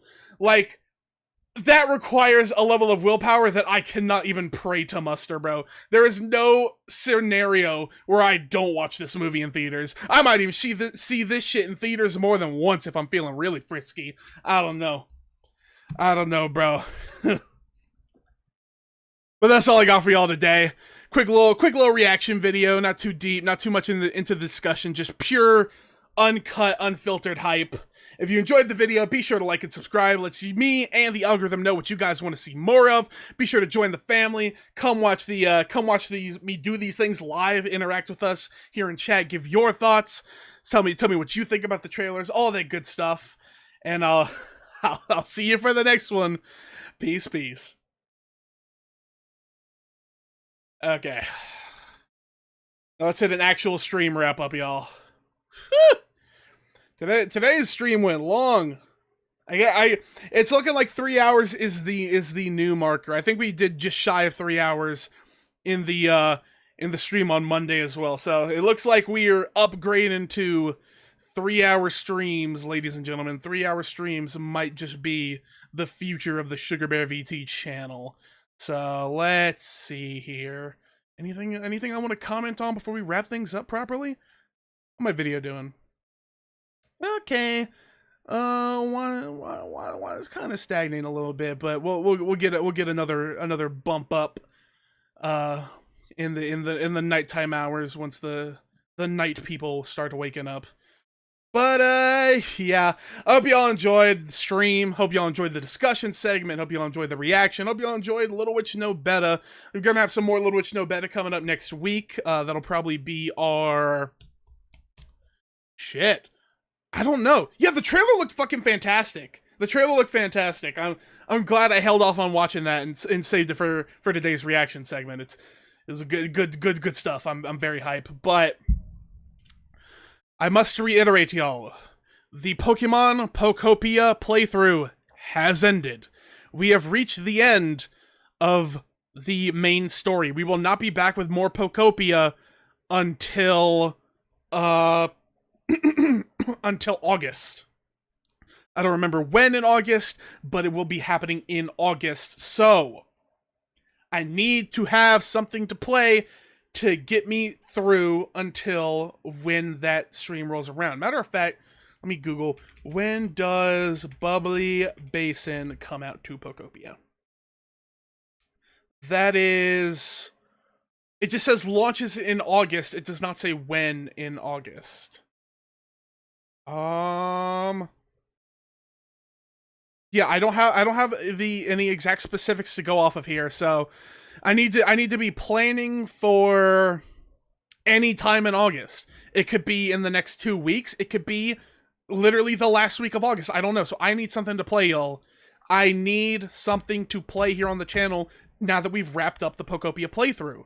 At least until the DLC. So don't you make that fucking face. Don't you make that fucking face, Gibby. I know what you're gonna say. Don't you say it. Don't you say it. Put it back in. Put it away. Zip it up. Don't you fucking say it. Don't you even do that.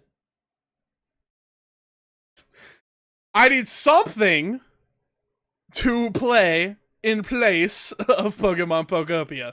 So please, any ideas for a playthrough that... any ideas for a playthrough that'll last me for the next couple of weeks, maybe 3 or 4 streams, just to hold me over until the Pokopia DLC drops. I don't need it by next week. Next week I can probably just hit another Nobeta and another Pokemon Yellow. I can probably do it like that. Give y'all a little extra time and give myself some time to really think about what it is, what new playthrough I'll be starting up on the channel. But yeah, I need to know within the next week and a half so that I can queue it up on the schedule. So please, start thinking about something I can play, something that'll get me maybe 3, 4, probably 5 streams tops. I can't imagine I would need more than 5 streams of it. Something I can play here on the channel to hold us over until the Pokopia DLC. But while y'all are thinking about that, I think we're going to be wrapping it up here. We'll be back next week for some more Little Witch Nobeta and Pokemon Yellow. That'll be Tuesday and Thursday streams for next week. And then, wait, why am I saying that? We have one more stream this week. We'll be back on Friday for Pokemon Yellow. And then, for the following week, next week, is when we need to start really thinking about what we're going to be playing on the channel. So, put your brains to work, everybody. Anybody who's lurking in chat right now, anybody who's watching back the VOD, anybody who's watching these videos, start putting some thought into what we should play for the next 4 or 5 weeks until Bubbly Basin drops. But yeah, that's about all I got for y'all today.